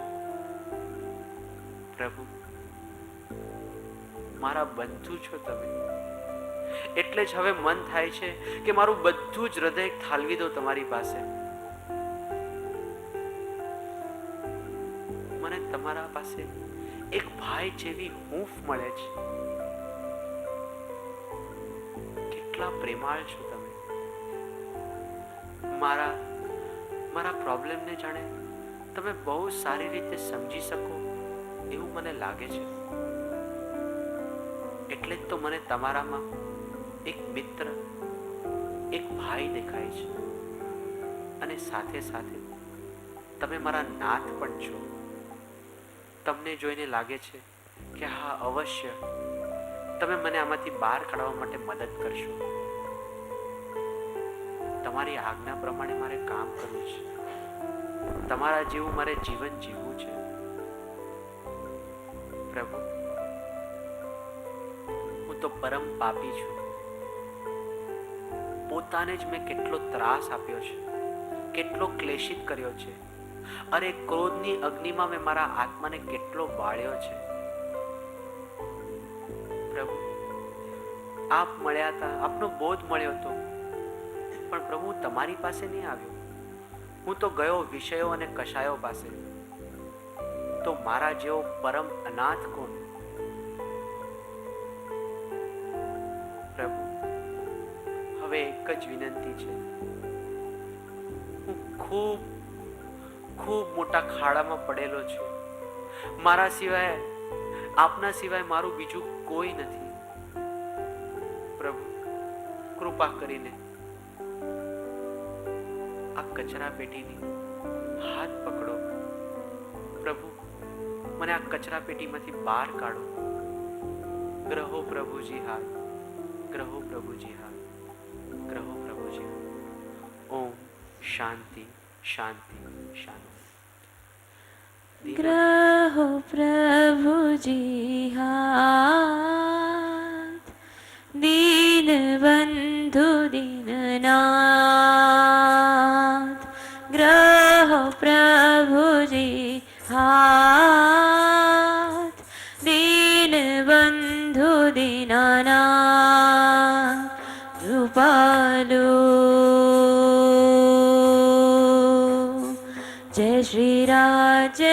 શ્રી રાજ જય શ્રી રાજ કૃપાલુ જય શ્રી રાજ ગ્રહો પ્રભુજી હાથ દીન બંધુ દીનનાથ ગ્રહો પ્રભુજી હાથ દીન બંધુ દીનનાથ કૃપાલુ કૃપાલુ જય શ્રી રાજ જય શ્રી રાજ કૃપાલુ જય શ્રી રાજ કૃપાલુ જય શ્રી રાજ જય શ્રી રાજ કૃપાલુ જય શ્રી